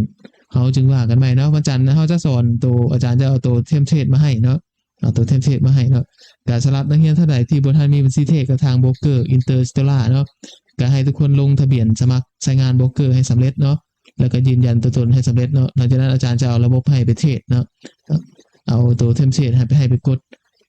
เอาไปใช้ใน NTC นะแต่เฮาเทรดเฮาใช้ ETH เข้าเนาะแต่ว่าตัว Signal เขาจะเบิ่งใน NTC หั่นเนาะนี่ก็ฝากไว้เนาะก็ผู้ใดจะเอา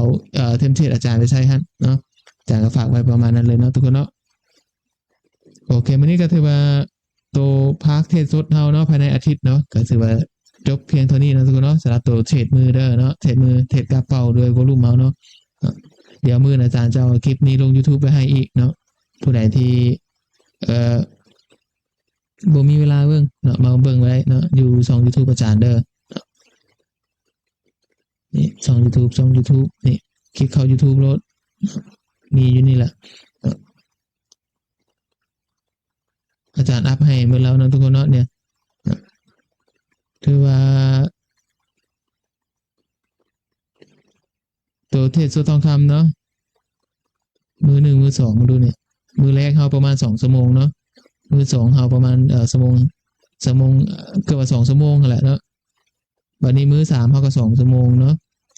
มือ4เฮาชั่วโมงปลายแล้วก็มื้อนี้เนาะที่เฮาจะไล่กันเนาะแต่ส่วนภาคทฤษฎีเฮาประมาณ5ชั่วโมงปลายเนาะให้ไปเบิ่งจบเนาะอาจารย์อัปให้ก็ถือว่าจบเลยได้นี่เนาะเบิ่งได้ตลอดเลยเนาะในช่องอาจารย์เนาะเฮ็ดไว้แต่โดนแล้วช่องนี่ครับบ่ได้อัปบทเรียนลงเนาะทุกคนเนาะช่องแต่โดนเนาะผู้ใดที่จะสมัครเปิดบัญชีเทรดกับทางโบรกเกอร์อินเตอร์สเตลล่าเนาะอันนี้จะเป็นลิงก์สมัครของอาจารย์เนาะก็สามารถลงทะเบียนสมัครได้เลยนะทุกคนเนาะ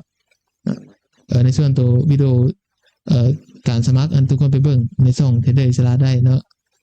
อาจารย์ไปอัพลงอาจารย์อัพลงช่องตัวเทรดเดอร์อิสระเนาะก็ค้นหาได้คือกันเนาะแต่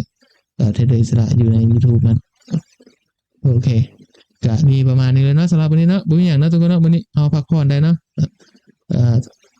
สำหรับวันนี้ถือว่าตลาดค่อนข้างจะวิ่งไซด์เวย์เนาะแล่นวันนี้เฮาก็บ่เจอทั้งเทศมันดอกมันบ่เป็นใจเฮาลิ้นแล้วโอเคก็มื้อนี้อาจารย์จะขอจบไลฟ์เพียงเท่านี้เนาะก็ทิศหน้าเนาะเฮามาต่อกันเนาะทิศหน้าเฮามาต่อกันเนาะสำหรับตัวใช้งานเทมเพลตเด้อทิศหน้าเฮาจะไลฟ์เป็นลวงนอนเนาะทุกคนเนาะอาจารย์จะไลฟ์เป็นลวงนอนเนาะแล้วก็จะใช้ตัวเทมเพลตนะเนาะ ให้ทุกคนเบิ่งเนาะเขาจะสอนประมาณ2มื้อเนาะแต่ละตัวเทมเพลตนั่นแล้วกำลังจะกลับมามั่วตัว EA เทรดอิสระเนาะเพื่อให้ทุกคนเบิ่งระบบอาจารย์เทรดเนาะแล้วให้ทุกคนได้ติดตามระบบเทรดโอเคมื้อนี้มันเทรดขาดทุนหรือติดลบเนาะอาจารย์จะให้เบิ่งเนาะแล้วก็ไปเทียบกับเฮาเทรดเนาะหรือเทียบกับนักเรียนอาจารย์เทรดนั่นนะว่าเฮาเทรดได้หรือบ่เนาะจำกับระบบที่มันเทรดก่อนเนาะมื้อนี้เฮาอาทิตย์หน้าเฮาจะได้วัดกันเลยเนาะประมาณนั้นเนาะโอเคอ่ะขอขอบใจทุกคนเนาะที่เบิ่งไลฟ์อาจารย์จะจบเนาะเดี๋ยวอาทิตย์หน้าเฮามาว่ากันใหม่เนาะขอขอบใจ